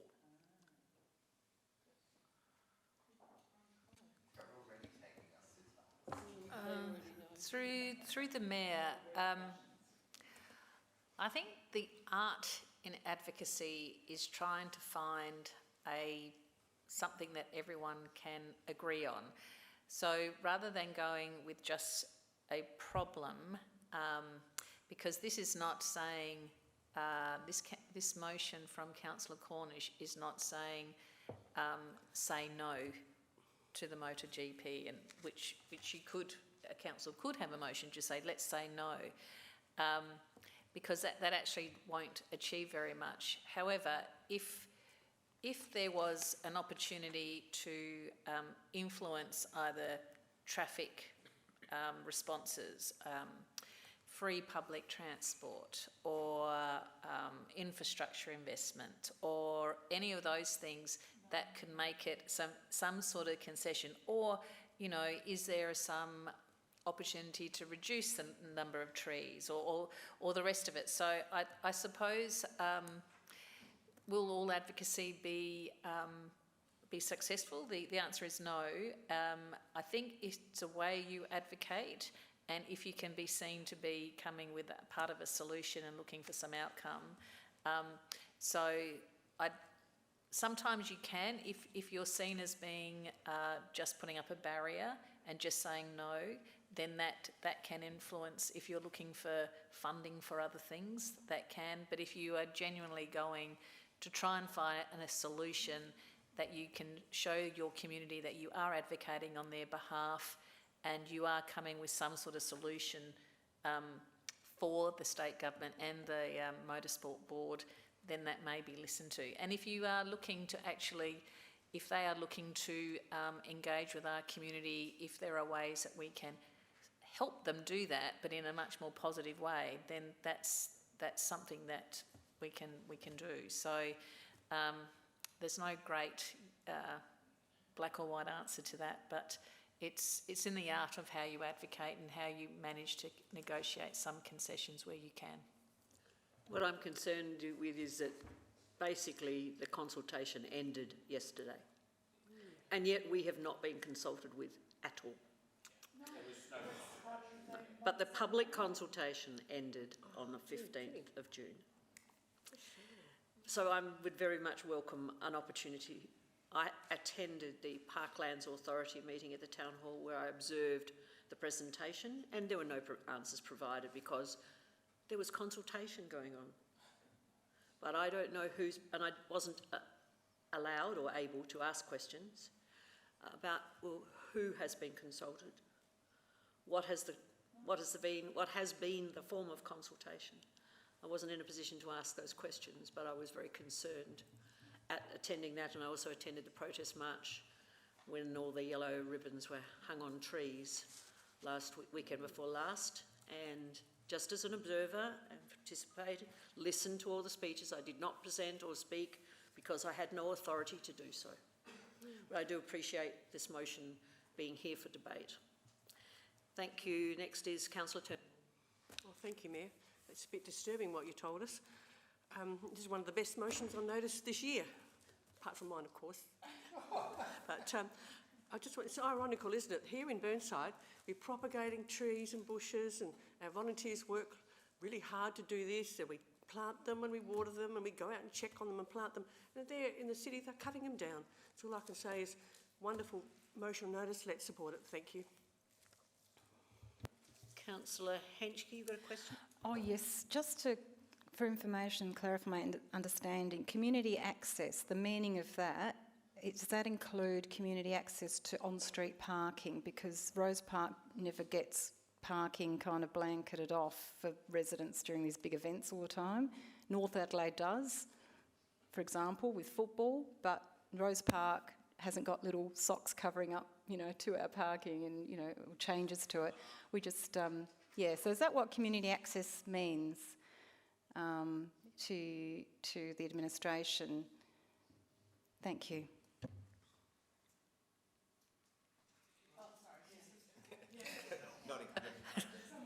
Through the Mayor. I'm vigorously agreeing with you, but not saying anything. Through the Mayor, that will certainly be something that we can look at. I mean, that will be quite a challenging thing to request, because I think that the parking and access around Rose Park and Dulwich has been in place ever since the Formula One was there. So we can have that. We can have that discussion. There are a whole lot of issues in relation to access, and I know Campbelltown Council tonight are also debating this issue, particularly for transport, because there's talk also of closures of the O-Bahn. Imagine what kind of a mess that would make of people trying to get to work, and how many more cars are likely to come and park in our suburbs because they can't use the O-Bahn from Tea Tree Gully, or from Tea Tree Plaza, etc. So there are big issues. Councillor Hallett. Yeah, I just wanted to comment on the traffic situation, because some of the posts that I've seen are saying that like the setup time and the time that it will actually be closed is actually going to be 3 months. And so over that time, when they're doing the setup, there'll be restricted access. But if you actually think about our city, the whole of our city will basically be shut down because there's only 2 routes in, Green Hill Road and North Terrace. And so you have to go that way to get into the city because all the other roads in are closed. And they're going to put a car park on the south east corner of the parklands. So traffic will be trying to turn there, and yet all that traffic will be coming down Green Hill Road because that's going to be our only access into the city. It doesn't actually concern me because I'm retired and I'm not going into the city every day, but if you work in the city, it's a real, I remember what it was like, like you have to add, a good 45 minutes to your journey. So I think that, it really will have a big impact on our whole population, not just, and even from further back when the football's on, people are parking like at the Linden Park car park there, opposite Tusmore Shops. People park their cars there and catch the bus in. And the same when the race is on, they park further up, quite a long way up, and then catch the bus down. And not only that, but all the traffic that's coming down on Glen Osborne Road from the hills, we slow them up because they've got to let us through. And so it's just such a traffic jam, and it's not just our council that gets shut down, it's also the other councils around it. So, yeah, I think we'll watch this space, but access seems to me to be a key issue. Anyone else wish to speak? Otherwise I'll go back to Councillor Cornish. Put the motion. All those in favour? Against? Motion's carried. Thank you very much. Now the next one is Blue Heritage Plaques, 13.3, page 453, Councillor Wilkins. Page 453, absolutely, really important page. We've heard tonight why it's important that we do have expanded heritage blue plant recognition in various properties, not only our local heritage listed properties, but also properties that have not been recognised formally because they get bowled over. And I speak on the Bagot Street property for Woodley Wines, which was Art Deco, and we've heard the Art Deco reasons why it is really significant. And I raise this in consultation with Belinda and the team because when we're on the Heritage Reference Group, we do have a list of properties that are local heritage listed that are having blue plaques around our neighbourhoods to actually identify why that property is important to our local history. And so when people are walking in our suburbs, as they are so often, they come across little snippets of history all the time. And I move this motion, and I know Jonesy will go off his bat about extra dollars, but we just need this to actually have some further consultation, expertise in the heritage group and enabling them to actually list even more properties which have significant points of difference so that we can identify them and work in with our historic area overlay as well.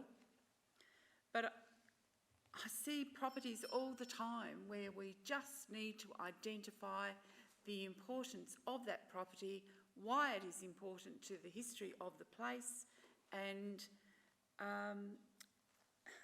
just so that residents know what's in their neighbourhood. One weekend recently when I was in Godfrey Terrace looking after grandchildren, 2 doors down, in 3 days, a sandstone bungalow was blitzed. It is now, if you look at it, I think it's about 36, Godfrey Terrace, it's a brown block. It was the mirror house next door. It's gone. And this is what we're up against all the time, and the team are wanting to actually recognise the history in our place as not only colonial history and built history from the Edwardian period, Federation period, but also Art Deco. So I just ask you to consider this and possibly support it, please. I move the motion on page 453. I seek a seconder. Oh, thanks, folks. No, just want people to think. Can I ask a question? I may be wrong, but I need to know the answer. A heritage plaque, having that attached to a house that doesn't actually, it doesn't protect the house from demolition, does it? Can you explain this? I think everyone needs to know that. No, I think I might have one now. Through the Mayor, the installation of a plaque alone certainly provides no additional protection. It does provide additional information, relevant facts on the property, etc., and education, so 100%. Visually important. If you are trying to resolve the issue that the deputy was putting towards you today, this is not the way to do that. This is a separate programme that is worthwhile in doing in its own right, but if you're trying to resolve the issue from earlier on, there's another way to do that. We've provided you the information on that. And my follow-up question to that is the expansion of a Blue Plaques program would have budgetary implications. Because I know the Heritage Reference Group are limited at the moment with a budget limit on how many plaques each year. Yes, So that's all, I just wanted to ask those that's correct. questions. And we have a seconder now. It's come up I believe Councillor Davey? Right. No, sorry. Councillor Wilkins hasn't turned a mic off yet, that's all. But Councillor Davey is seconding. So do you wish to speak now? Yes, for all the reasons that Councillor Wilkins has outlined, I support this. I mean, I know we've just done our budget, but when we come to the quarterly budget review, there's bound to be savings in the current climate that we're in. Well, I should say I hope there are. And while as we've heard, the blue plaques don't give any actual protection, they do give information, they do highlight the heritage status of a home, and there's just a whole lot of nice things attached to it in terms of identifying the heritage status, as so many other council areas and countries and cities do. It shows that we recognise and respect and want to keep our heritage. So I know it's $20,000. What's that in the scheme of things when we've just, budgeted millions? But I just think it's worthwhile doing, and I hope you'll support it too. Councillor Hallett? Thank you. Just one question. Was this the subject of a budget bid during the process this year? I sort of recall something about it. Through the Mayor, there was a heritage review that was a budget bid for this first year that didn't make it through the budget process. That was, I think the first year was $167,000, but I think all up, the heritage review over 3 years would be about $380,000 odd dollars. That was what I think David O'Loughlin was referring to earlier on, but not the blue plaques. Councillor Dawes? I'm just seeking advice here. There is a recommendation from staff at the end of this budget, this item on page 455. If I wanted to move that, is that an amendment or a separate motion? That's the question I have. Then I've got something else to say after that. I believe it's a separate motion, but I'm just, yes, it's a separate motion. So even though it's a motion on notice, I could move that if this motion is defeated. Is that correct? Yes, it's correct. You could move it as an alternative motion if this one is defeated. Now, I'm afraid that Councillor Wilkins may hit me here, but we've just approved the budget. I would have liked to have spoken during the debate, as Councillor Cornish and I discussed in the break. But this says Council approves the inclusion. Now, I'm sure Councillor Jones would have just gone mad here. I may have approved, I might have agreed to this, which is considers the inclusion of, but this is budget inclusion by stealth. Yes.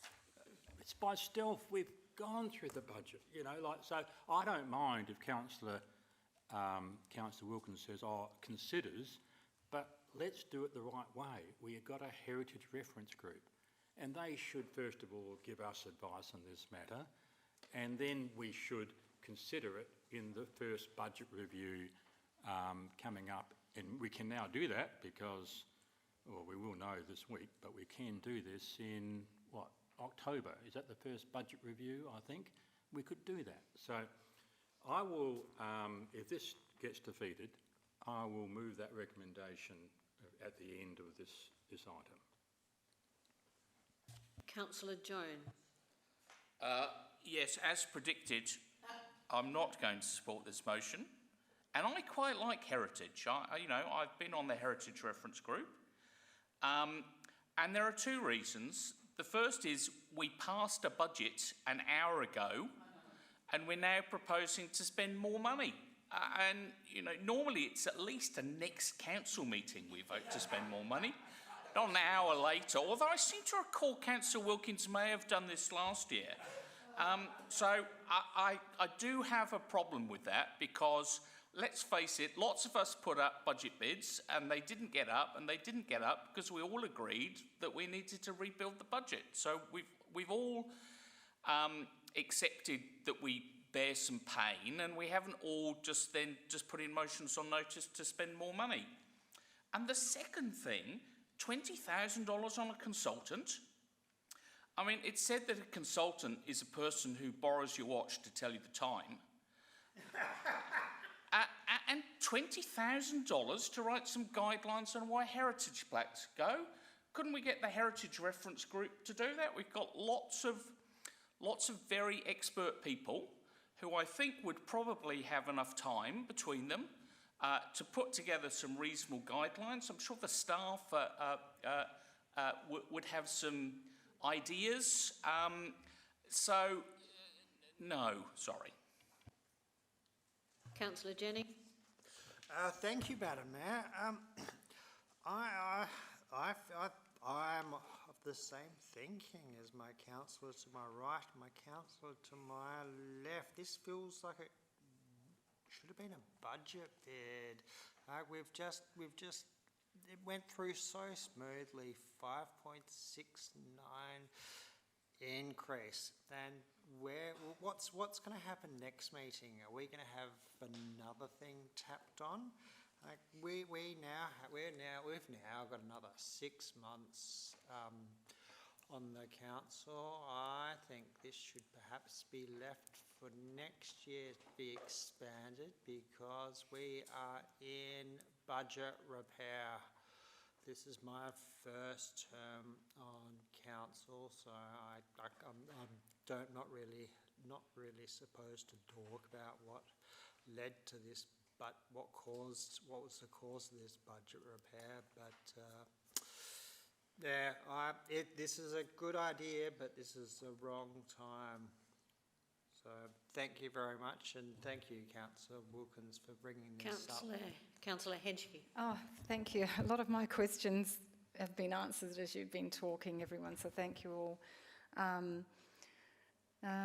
First term of council, yeah, I sat there with a blue plaque. One of the residents said, I want a blue plaque and not on his local heritage listed house. So thank you, Councillor Di Wilkins, because we were trying at that stage as a chamber to get blue plaques on houses that weren't locally or state heritage listed, but were of grand homes of significant South Australian architecture, and for one reason or another weren't locally heritage listed. Probably because we didn't actually do what the budget bid was about this year that I put up, which is to get a consultant in to do the work, which we heard from this gentleman tonight, Dr. Donahue, that came in. You know exactly what he said. That whole process is what was detailed out by the administration. They must have spent ages detailing the whole project from where to go and split it out, stage it out over a few years. So during budget repair, it could all happen. But no one wanted to do it. And so here we are tonight, again, second time, last year again, another budget bid, not supported. We can't tinker at the edges. I'd love to see this more properties with heritage plaques on it, but we have to do it systematically. Look,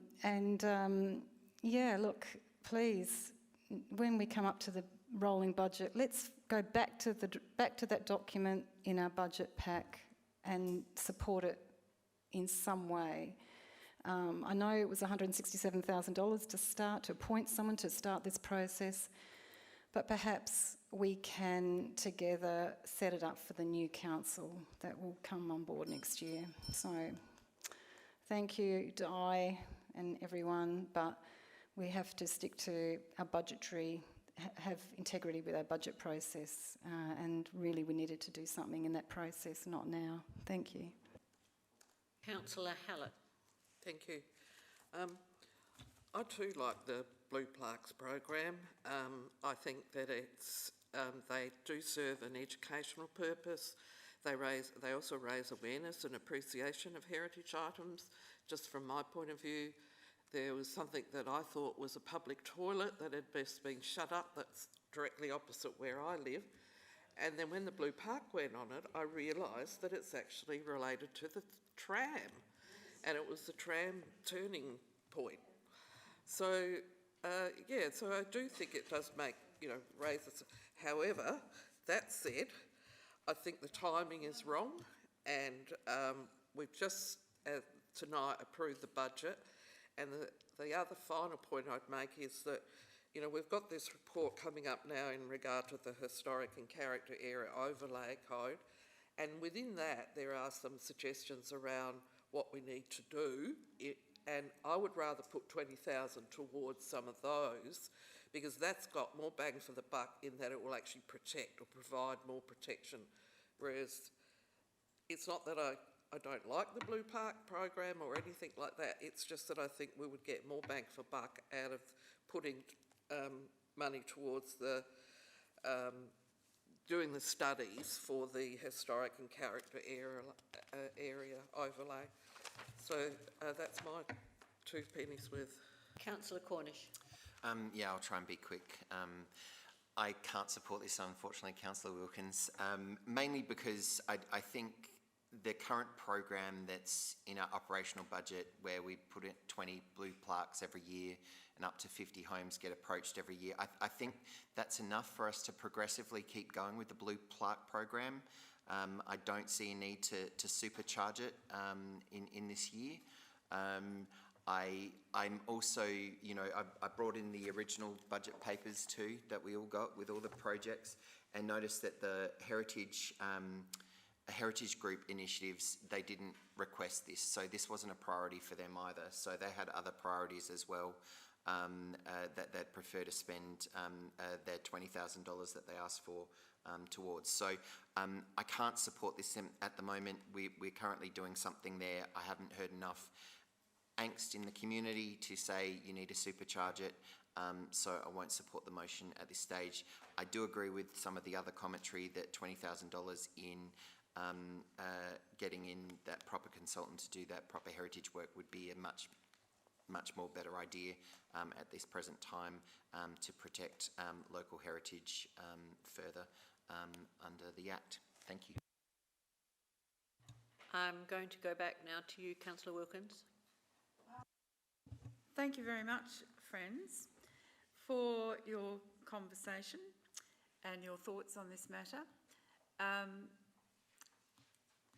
I knew 20,000 would be a big ask, as did the person who looks after the Heritage Reference Group, but nonetheless we put it up because we do need to identify items in our community that have special import to us and to the community about our history. We all go on about heritage and history, but we need to do something about it other than talk about it. So I understand, I knew that 20 grand would be a big ask, but plaques do cost money and we need to expand them. So I will be up to that budget review before too long, and I will be putting that point of view again and again and again. Thank you very much. All those in favour? Those against? Motion is lost. Now, before I move to 13.5, oh sorry, Councillor Dawes, do you wish to move an alternate motion? Yes. Does it add to anything? Page 455. Yes. There's a recommendation from staff, which I'd like to now put to the council. Is that, can I just ask, is it necessary? I don't think so. I'm just asking advice from Belinda because she runs the Heritage Reference Group. Well, can it be on our agenda? Okay. Yep. That's what Through you're saying. So you're the okay mayor, with that? I'll take that and put it on our next agenda. Yeah, No problem. We're meeting in August, aren't we? Correct. Okay. Yes, yes. All right. Thank you very much. Now, I didn't, I failed to state that, of course, 13.2 and 13.4 have both been withdrawn tonight. So now we're moving to 13.5. and that's Councillor Cornish. Apologise, you have to listen to me so many times tonight, councillors. I think this motion pretty much explains itself. We obviously collect the landscape levy on behalf of the state government, and my question's on notice tonight. It's over $8 million over the last 4 years that we've collected. We've received $38,000 in administrative support from the state government in that, which is less than 0.5% of that money that we've received as an admin fee to collect taxes on behalf of the state government. This landscape levy was initially introduced back in the day when the state government didn't collect based on property values. The local councils were the only government tier that collected on property values, so that's why they wrote it in the acts at the time that councils had to collect this taxation for the state government. I think that now that they've started the emergency services levy and they are doing a property value tax, that the state government could actually be collecting this tax on behalf of themselves rather than asking us to do it. As you will also note in some of the feedback from the questions I asked, we have to pay the tax to the state government on a quarterly basis, whether or not we've received it from our ratepayers or not. So some of our ratepayers might be deferring their rates, or some of our ratepayers might be late on their rates notices, but we have to pay the full amount of the tax to the state government, whether or not we've collected it or not. So I'm just trying to advocate for some change, and I'm pretty sure the state government will knock it back and say, no, you can keep doing it, you do it fine. But I think that we should advocate for them to be collecting their own taxes from now on. So I hope you support this motion. Councillor Henschke, you seconding? Yes, thank you. Do you wish to speak now? Yes, collection of a landscape levy. Look, the state government will be quite efficient at that, and this is exploring that mechanism. So that's a good idea to dive into the topic and look at alternative ways. Thank you. Councillor Dawes. Yeah, just a question first, and then I'd like to speak. Now, I have got it right, the landscape levy goes to Green Adelaide, is that correct? Okay, and we did get today an email, I forget who that was from, we had so many, and they didn't actually indicate like how much we get, but they did indicate what we would get. Why don't they sort of tell us, oh, there's 10,000 for that, 5,000 for that, and so forth? What's the reason? Through the Mayor, there was a payment from Green Adelaide for the Resilient East Coordinator that sits with us. That's around $70,000, I think. But they don't actually provide it in a nice, neat. These are all the things that you've been funded for. Now, there's a couple of reasons for that. If they are funding a project that is in the Adelaide Hills in the water catchment for water quality, obviously we would get a benefit from that, but it's very hard to actually articulate. That would be one reason. And the other reason is that it's been a sore point for local government for many, many, many years. And the way that it is set up is that obviously the landscape levy collected across the City of Adelaide is quite substantial, and then there are, I think, 7 landscape boards across the state, and so you have a landscape board in the APY lands that receives next to no money. Kangaroo Island doesn't have a huge amount, in the York Peninsula and Eyre Peninsula they don't have huge amounts, so the money collected through the Metropolitan Adelaide, while most of it is spent in Adelaide and across the area of Green Adelaide, a portion of it goes into another fund to fund projects in other parts of the state. And there's also, if I recall correctly, that some of that landscape levy at one point pays for the operation of the Padawalunga gates, or pays for other projects that you wouldn't automatically think would be something that a landscape levy would pay for. So It's been largely a contested issue for a very long time, but this motion is talking about if the state government wishes to collect that, then it should be that level of cover. I do understand that, but I think Councillor Jones probably wanted me to ask that question again because he's asked it a number of times. What I think is the most important part of Councillor Cornish's motion, now I wanted to speak if I can, is the last 5B, because doing it by ourselves, we're not going to get nowhere. Has this been raised at the local government level yet, or are we the first council? Not in the 2 years that I've been on the board. All right, well, I think that's where our emphasis should be, is in 5B. We can still send the letter to 5A, but I think that getting the local government on side would certainly assist. Thank you. This actually could be an item that I could put on the agenda as a result of writing. That's a good idea. For the board to discuss. Yeah. Okay, thank you.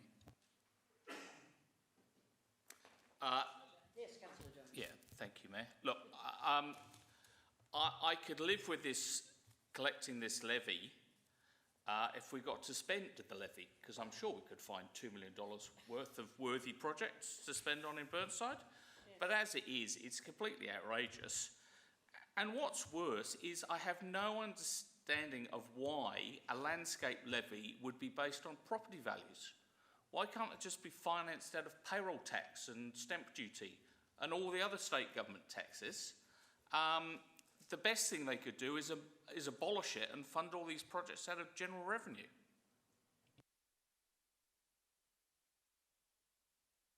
Fair comment. Now, and if there's no one else, Councillor Cornish, are you happy for me to put the motion?